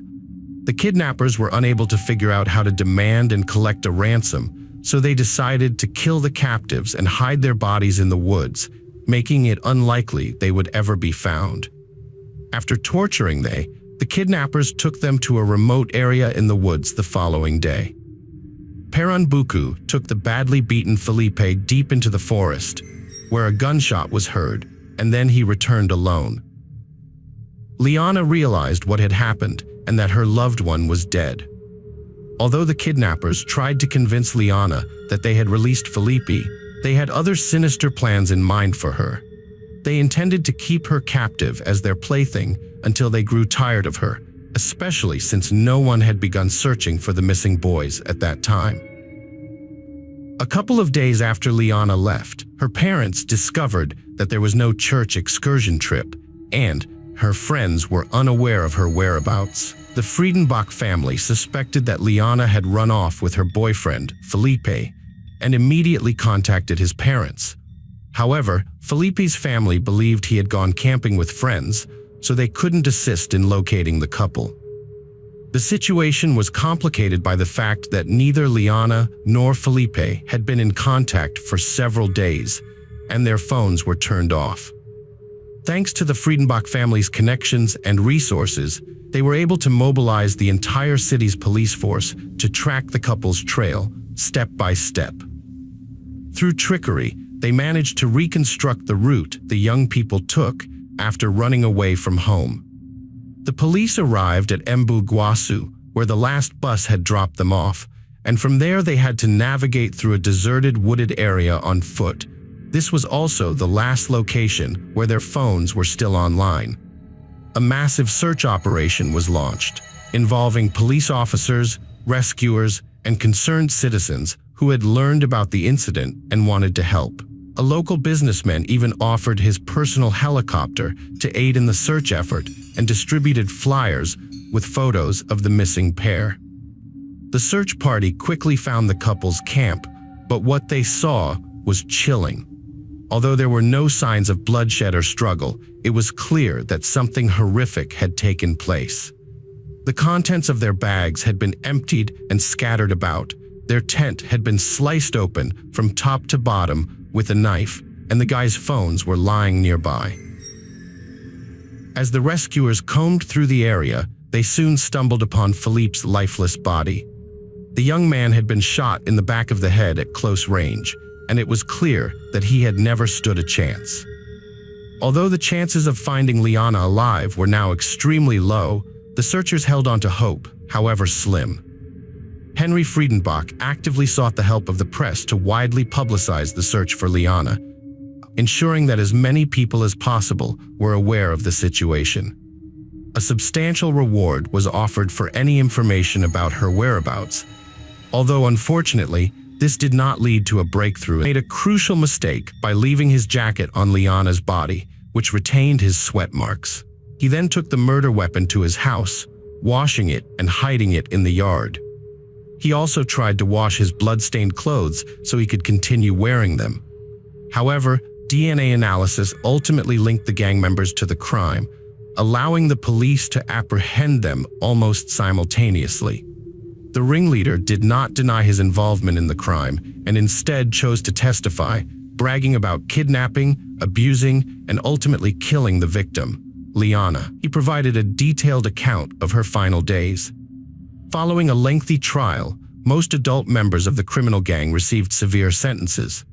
However, the ringleader, Chino, was only 16 at the time of the crimes, so he was sent to a specialized juvenile prison with a relatively lenient regime. During his incarceration, Chino made multiple escape attempts and exhibited aggressive and inappropriate behavior, which led to a psychiatric evaluation.